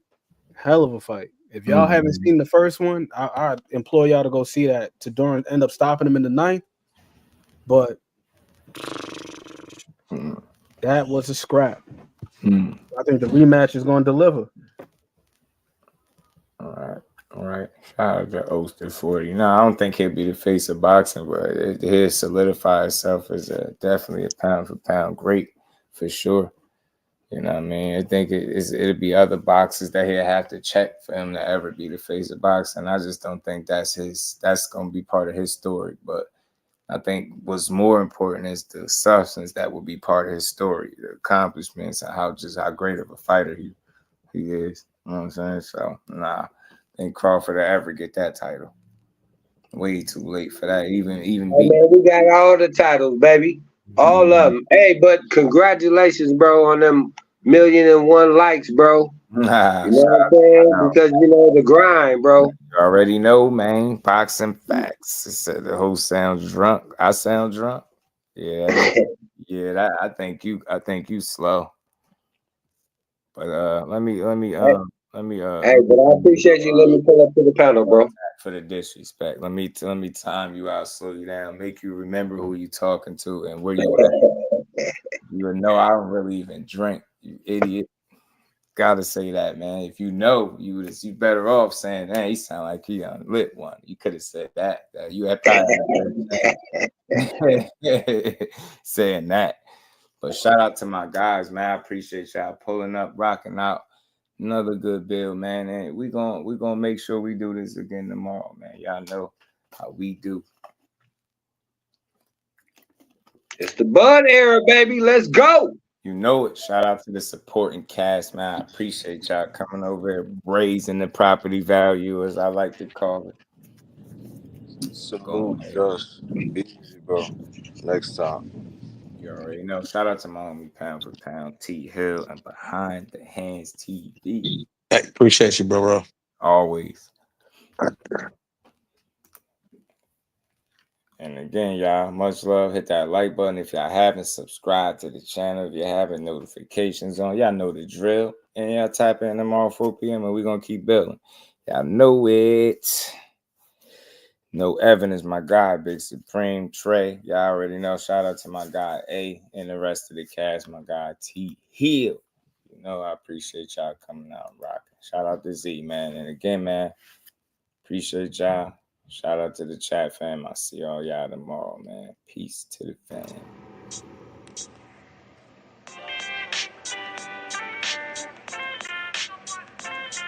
Yo, you know the deal.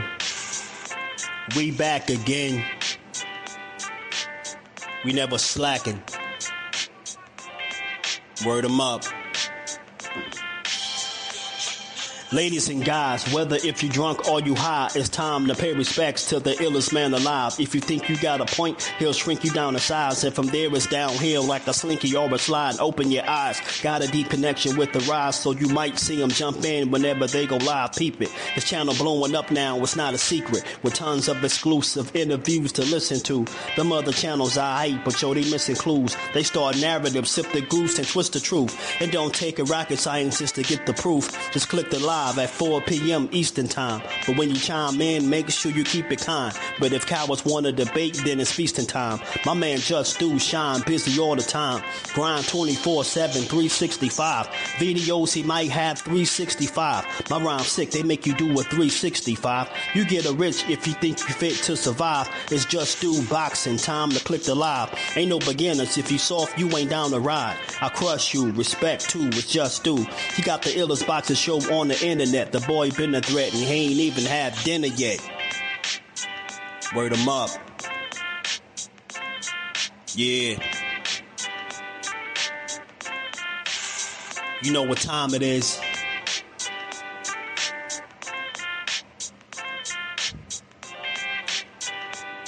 .4 p.m. Eastern. Click the link.